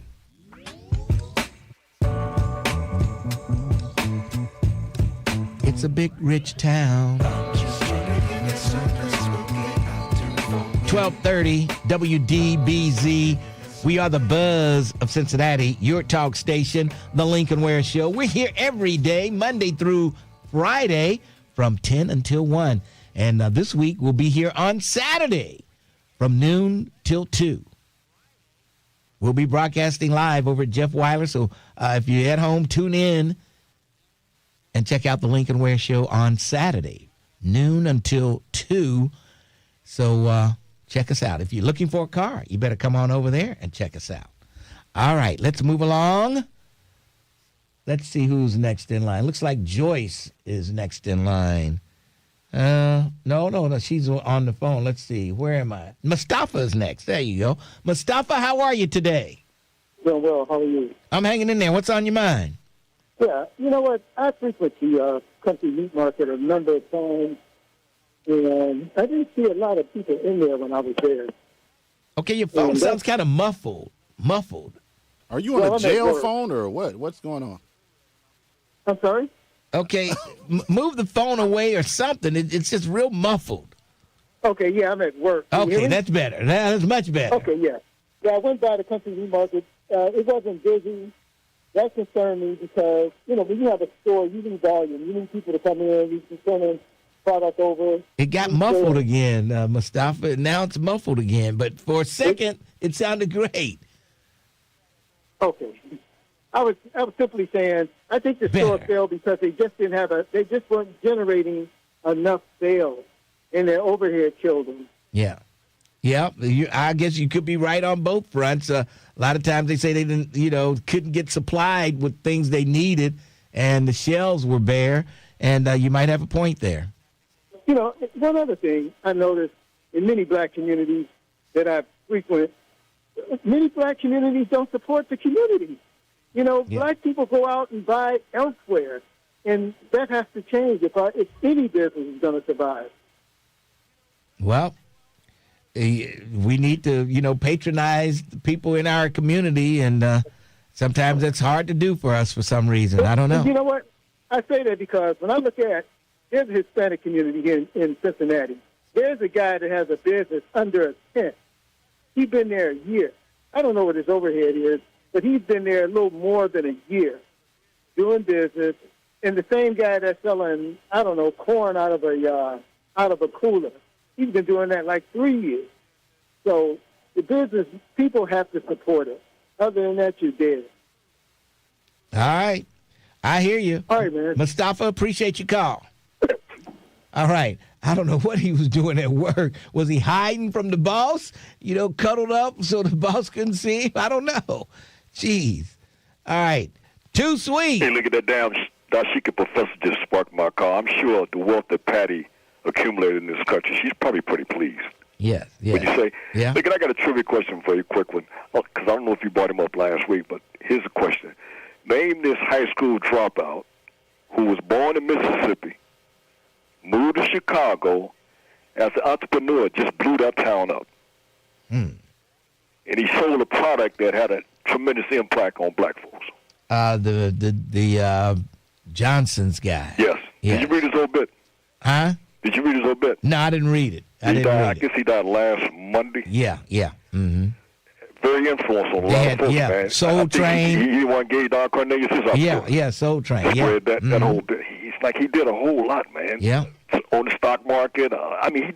He kind of reached out to everybody. Yeah. Like. Kind of remind me of Reggie Lewis and some of them guys like that, that had a tremendous impact. Yep, he did have an impact, that's for sure. Yeah, they ranked him, man, up there with Bill Gates and some of them other guys as far as being some of the great entrepreneurs in American history. So he's a pretty heavy dude. There you go. Hey, look, that's all I had, man. Hey, Too Sweet, good talking to you. How's that stock market looking? Looking good, buddy. hey, it ain't too far from 53. It hit 53, but it's back down to, 52.5? I was reading where Trump invested in a lot of Cincinnati stocks. Oh, is that right? Yeah. Is he making money? He's losing on some fronts, and then other fronts he's doing. When he went in early, he lost, but when he came back and bought more, he made money. So it's yeah. Well, all of them get up there in Washington, man, and sometimes some of the stuff they doing is on the up and up, and then other times, they get that inside trade and they cheat. You know what I mean? That's what I'm saying. When he had the inside, he made money. Well, remember Greg Lansman talked about that. I don't know if he ever got something to do it, to fix that problem. Because Nancy Pelosi came there broke. Yeah. She rich, and a lot of others came. They rich now. They came there broke. Oh, yeah. They worked that insider trading big time. If me and you did it, we go to jail, dude. We'd be in jail now. Right now. All right. Info. Thanks for your call, Too Sweet. Okay. Innovator. Hey, Lincoln, I want to just say, if I can, I received something back in the days to put to the table in committee meetings. I never had a chance to explain with it. But what I would like to do is let you hear what went on. How you going to let White House, Washington, D.C., December the 7th, 2009. Thank you for taking the time to share your views about firearm policy. I appreciate your input and thoughts. What is this? I am committed to making my administrative... I needed the community to hear this so that I can be clear. We're clear. We're clear, Innovator. We're here. We're clear. Unbelievable. All right, let's go to Nadir. Nadir, how are you? Nadir. What's up? Can you hear me? I hear you. What'd you say? I hear you loud and clear. Yeah. I didn't get a chance to get to you yesterday. I'm glad you made it back today. Okay, you're breaking up, Nadir. Oh, my God. Oh, what's wrong with these folks? Need to trade in some of these phones. Joyce, how are you? Yes, I'm on a nice new phone. How are you doing? It sounds like it, Joyce. Okay, well, I want to first mention Nolan Wells, that name. I've donated to his GoFundMe. I hope other people have, but let's look out for all black people who have been lost or missing, and we found circumstances that have been suspect, and we put our time and energy into that. Listening to Too Sweet, all he is thinking about is the stock market. He already knows he has a crooked president who shouldn't be investing in certain things because he does have all the insider knowledge. He's a crook, and Too Sweet is so for him, but he wouldn't be for any other crook, as he said. And Lindsey Graham, I I want to maybe commend Al Sharpton and those who have nice things to say about it, but I don't know. Do you think they've said anything nice about Hitler when he died? Do you think there was one person who said something nice? No. No. And so, therefore, we have to stop saying things nice. Now, Al wanted to give the family condolences. I don't even know what family Lindsay has left. Right. But, sister. Yeah. Well, he had to. I mean, he had to say. Did he say that on radio or TV? He did. He said it in his capacity as a commentator on television. Well, yeah, he had to say that. He's taking higher ground. Yeah, he had to say taking higher ground. But we don't have to. Lindsey Graham didn't want us to vote. Lindsey Graham first he said Donald Trump was a misogynistic heathen. Right. Hitler. He talked about Trump like crazy. He talked about him like crazy. He talked about him like a dog. Yeah. Yes, he did. And then he joined forces with him to get rid of DEI in the workplace, get thousands of African Americans fired. He did the Voters' Right Act, wanted that gone. He actually confirmed the Supreme Court justice at a time when he said he wouldn't right before an election. He did everything to hurt African Americans, and there's nothing nice to say about him. He's gone. And just like Hitler, I don't think any Jews would be saying, oh, condolences. No, he's gone, and we need to know that. And we have to start telling the truth about these people, truth, when they're here. Speak up when they're making these votes. When anyone finds out what a vote is on the Senate floor, the Congress floor, that we need to know about, we need to know who's taking the vote so we know they're not our friend. And Lincoln, good talking to you, but too sweet. He talks about subsidies for people. I think Elon Musk got the most subsidies. Yes, he did. He's a billionaire because the United States, see, he doesn't mind us subsidizing He's billionaires. a trillionaire. He's a trillionaire now. Right, he's a trillionaire, but he was a billionaire when we were subsidizing him to making the billionaire. Yes. Now he's a trillionaire. So, too sweet, it's always all right for you to give Master the money, but never us. You're so pathetic. Thank you, Lindsay. All right, Joyce. Thanks for your call. Okay. Boy, Joyce really lets them have it. She really lets them have it.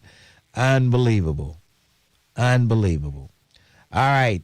Let's see. Don't forget Friday out at the Woodlawn Community Center Fields. We'll be out there with the Symphony Orchestra. Somebody called and said they're already putting the stage up. So they're getting ready. I'll be conducting one song with the Cincinnati Symphony Orchestra.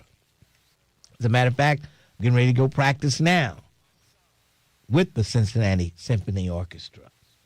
And we'll see what happens. Then Saturday, I'll be out at Jeff Weiler. Join me out there from 12 to 2. YouTube folks, turn on YouTube. We'll be there Saturday. I need you to entertain me for 2 hours. Yes. And normally when people call, I sort of give them a few extra minutes on the weekend. We're not pressed for time and stuff like that. We don't have guests, coming in and things like that. So normally if you call on the weekend, you'll get a few extra minutes to speak your piece. So make sure you tune in for the live broadcast out there. And yeah, I'd like for you to come see that place. It's amazing. That place out there is unbelievable what Jeff Weiler has done to that place on Route 32 in Batavia. Unbelievable.